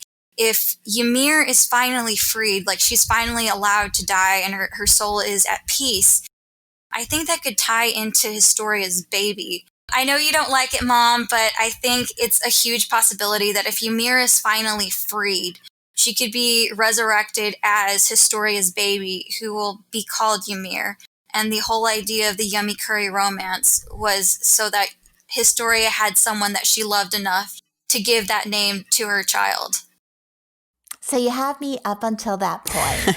I just don't see why OG Ymir gets a do-over. That's always been my sticking point with that. Like, if I was OG Ymir, I would just want to die. I'd want to be, the freedom would be death. Like in this manga, death has not been viewed negatively. It's been viewed as, a place of rest. Erwin, it's time to let him rest. Hasn't he done enough? Hange met it with a brave face. Like, the characters don't cry when they die. They accept it very stoically. They've done their job. It's time to pass it to the next generation. It's time to rest. I like it, right? I like it, but I just feel like if that connection is severed, if the curse goes away, I would just think, like all the other shifters who've been suffering, just let them rest. Let Ymir rest too. Okay, I can deal with that. I can totally go for that as well. And the reason I'm more like pushing towards this baby being Ymir and not Erwin getting resurrected is because that Muv-Luv theory, that Erwin coming back. So I feel like if that connection isn't severed, there's a huge possibility of that Muv-Luv ending happening. But I am also totally okay with Ymir just dying and all of those souls finally being at rest. Because I feel like the title of this chapter is also called The Battle of Heaven and Earth. We have now added a new stake to the rumbling and to this whole war. We have all the souls of those people who have died. And I particularly mean the Titan shifters. I feel because they are more deeply connected to that parasite, to that Titan shifting power. They are in a separate area than where Hange and Erwin are. I feel like they are in an actual afterlife, and then whatever Ymir and the others are, they're just kind of stuck. And that's kind of another reason why I'm just pulling that idea that it is connected to Mimir's well. Mm-hmm. It's good. Yeah. It's a happy ending. Well, it's a happy ending. Everybody dies, but yay, happy ending. Not everybody is still suffering. But I know when you were telling us about it in the Discord, Ymir describing even her mindless, freckled Ymir, describing her mindless Titan form as being a nightmare. I mean, it's obvious that people who are in their Titan form are suffering, like even whether they're alive or dead. I mean, while they're alive, they're certainly suffering. So if they're still suffering in death, then that's something too. There's something else that I really like about this theory. If this theory is correct, and the true way to end the Titan curse is to break that initial connection of that parasite to Ymir. It kind of deals with there's kind of like there's a metaphor a little bit there. There's not really like a true villain in that case. If you argue the fact that Ymir has been suffering all this time and she's been waiting for someone to save her. In that case, the true villain of the series would be generational trauma, which I mean, it'd be the parasite, right? Parasite, but it would kind of like, it's like you never fixed the problem in the first place. And that's why all this suffering continued. So if you address the problem, the suffering stops. The only thing is, if she's been focused on Aaron all this time, to get Aaron to her, it would seem like Aaron would be the one that would break he'd be the one to like kill the parasite or something, whereas in this scenario, I don't know, we've kind of looked at other people as being the ones who are going to solve this story. Reiner, Armin, if it is severing that connection with the parasite, I don't know. I like it. As much as I hate to bring this up, because I don't like the idea of Armin being the savior of the world, but that if that were to be in conjunction with all of the parallels with Reiner, I feel like I would be okay with it. For example, say that Reiner's the one who actually kills Aaron, like the Helios, helping Levi detonate the bomb, and then Armin's the one who takes care of like Aaron, in paths. I think I would be okay with that, kind of like a joint effort. Mm-hmm. Because I also feel like the final battle, there's in the second chapter, 2,000 Years to You, we see Aaron speaking to Mikasa as a child. So I feel like there has to be some part of that battle that's in paths. Oh yeah, there has to be something more to paths than just what we've seen so far. Well, and it's like the group is divided now, right? We've got Armin in one place. We've got people, maybe it is a two-pronged approach. Maybe somebody is taking care of paths, and maybe somebody else is taking care of, this dark location under the world. Maybe it is a two-pronged approach happening here. I mean, my thought was that Armin was in paths or heading to paths, but I think that there's a lot of credence, especially considering that splash text on 122 about the realm underneath. I mean, that's, and then we talk about the battle of heaven and earth. If that is the realm underneath, then that's the earth. Another thing to think about, if that Titan cycle doesn't get broken, Historia's baby is going to be the first new Titan shifter. We have 3 new babies. 2 or 3 babies? I don't know. I lost count of how many babies we have in this series. But babies, we have a bunch of babies. We have a bunch of Titan shifters in danger. We have a lot of potential children who could suffer the same fate as the rest of the Titan shifters.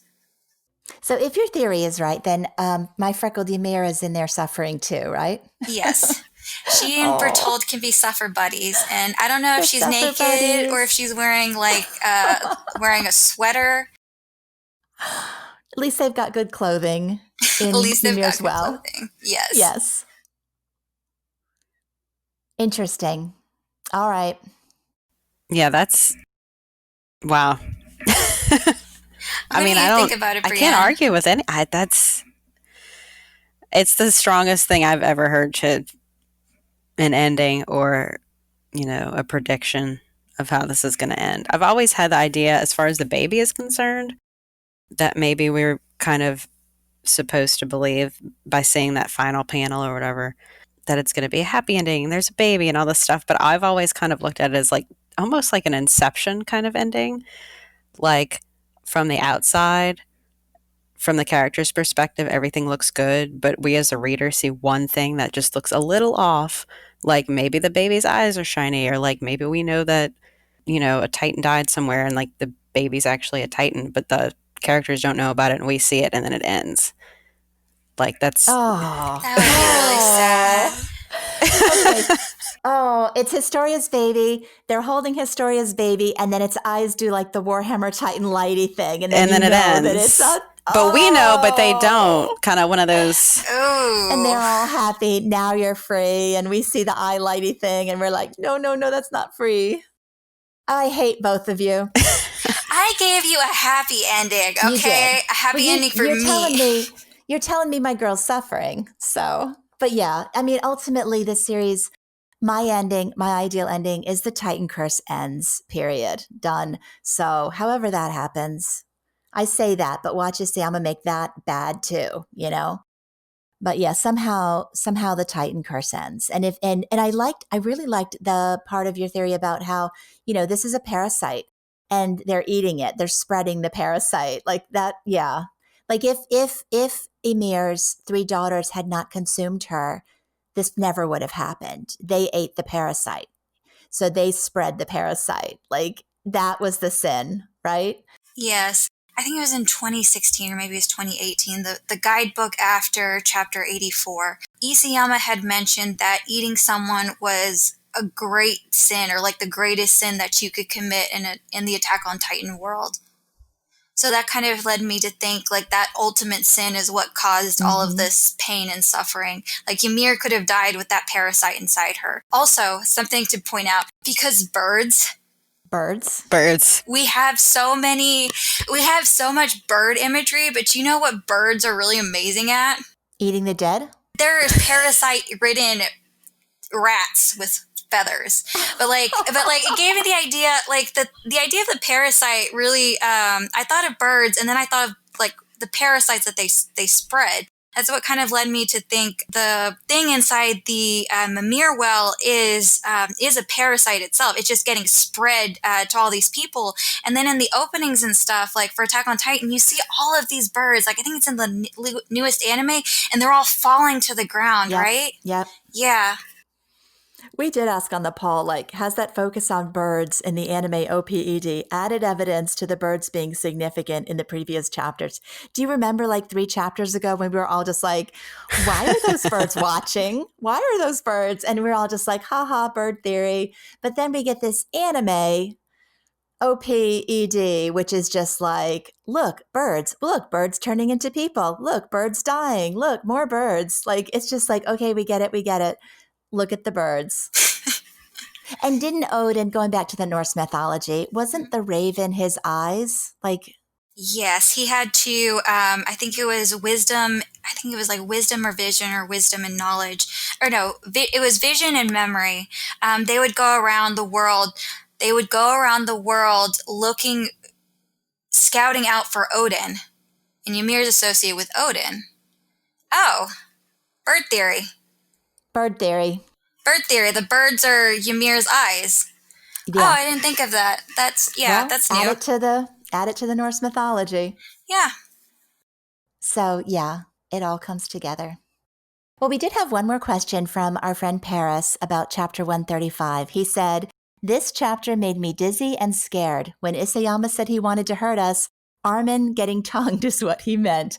My God, face with medical mask, face screaming in fear, see all the various evolutions of the 9 Titans finally gave us that payoff from the season 2 OP." So that season 2 OP is in the back of my mind all the time. The one with the dinosaurs and the whales. And the whale, Yes. Do we think that this reveal of all the various Titan evolutions, are we getting the payoff on that season 2 OP? I'm not sure. I don't think so. I mean, I can't imagine what else it meant to see the running of the animals, but maybe this was it. I don't know. Partially. I think Ymir does have probably some type of connection to animals, but I think like some of these animals could represent particular events. So let's kind of look at the colossal titan in whales. The whale was one of the most prominent animals in that second OP opening, and then we find out that the colossal titans can actually swim like whales. And Isayama, in an interview, he specifically indicated that he made Bertolt's eye to look like a whale's eye, like very heavy lidded. So that idea was always there, that the colossal titans could swim, and clearly quite well. Michael Phelps would be jealous. Do you think, Brienne, that this was a season 2 OP reference? It's hard to not see it. Yeah. But I don't know if I go so far as to say that, but it's definitely the first thing I thought of was like, oh, we're finally getting the payoff from that. The first time we saw that OP, I was just like, huh?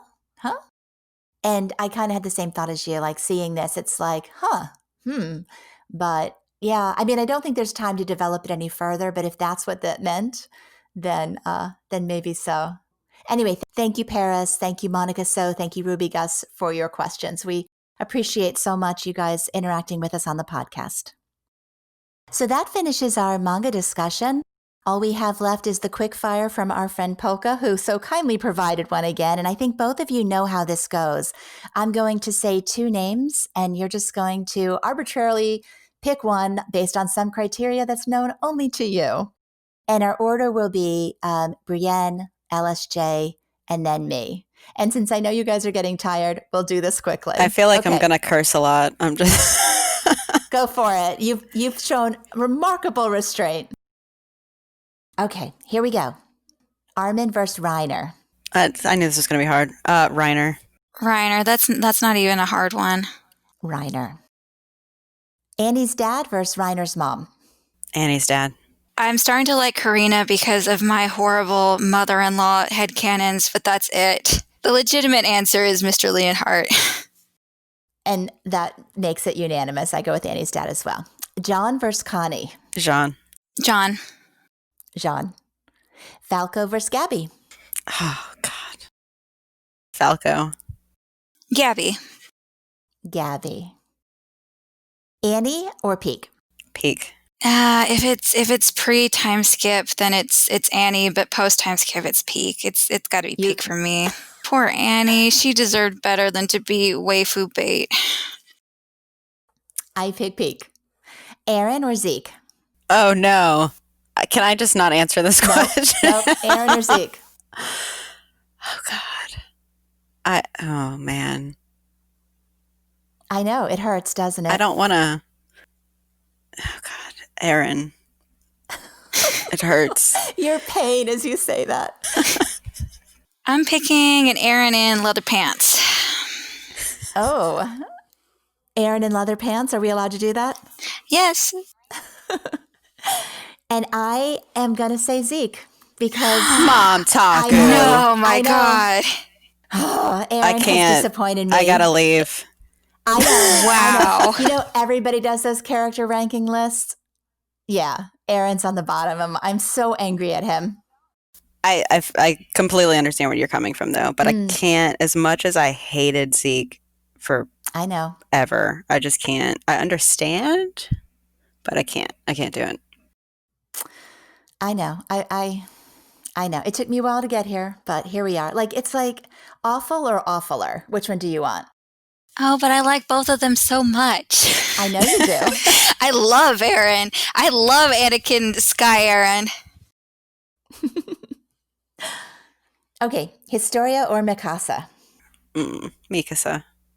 Mikasa, but only post time skip. Yeah, and for me, now it would be Mikasa. All right, and this is why Polkka is sometimes like, yeah.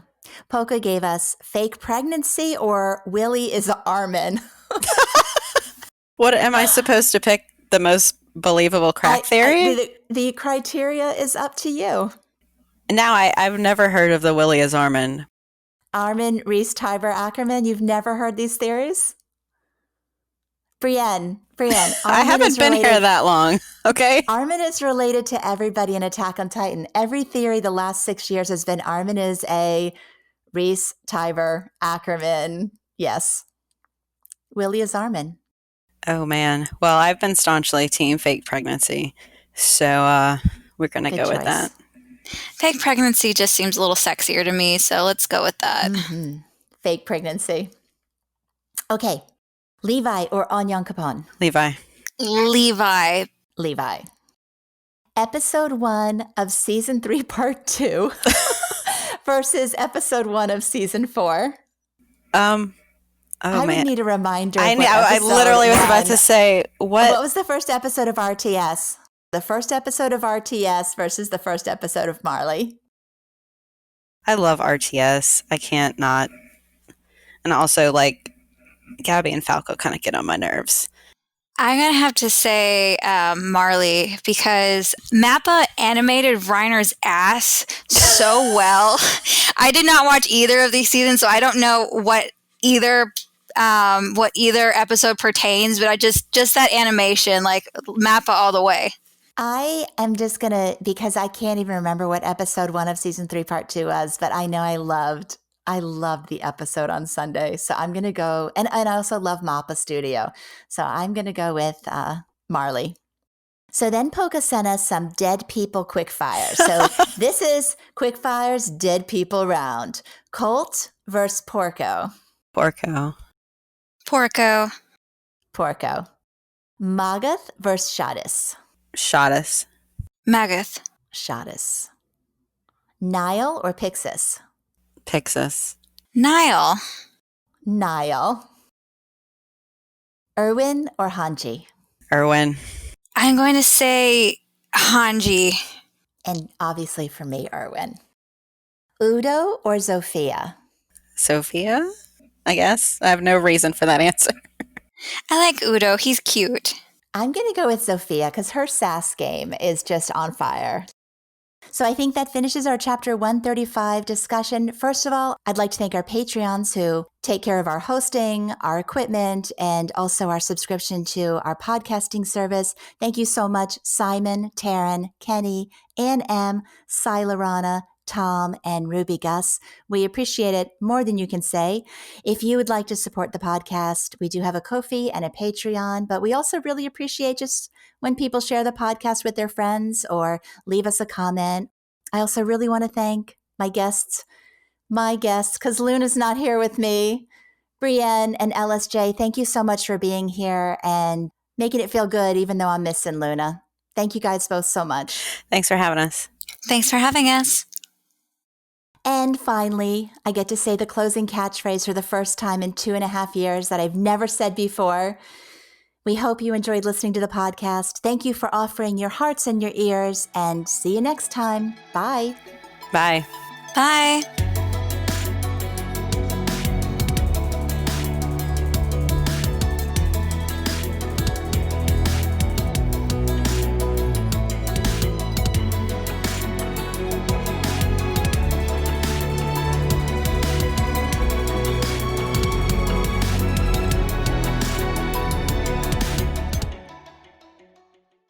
And now, for the first time, I have to do the closing catchphrase. Guys, why do I have to do it? We can share the burden. Not having Luna here has been like, missing a body part. All right, I'm going to do it. We hope you enjoyed listening to this podcast. Thank you for offering your hearts and your ears, and see you next time. I hate it.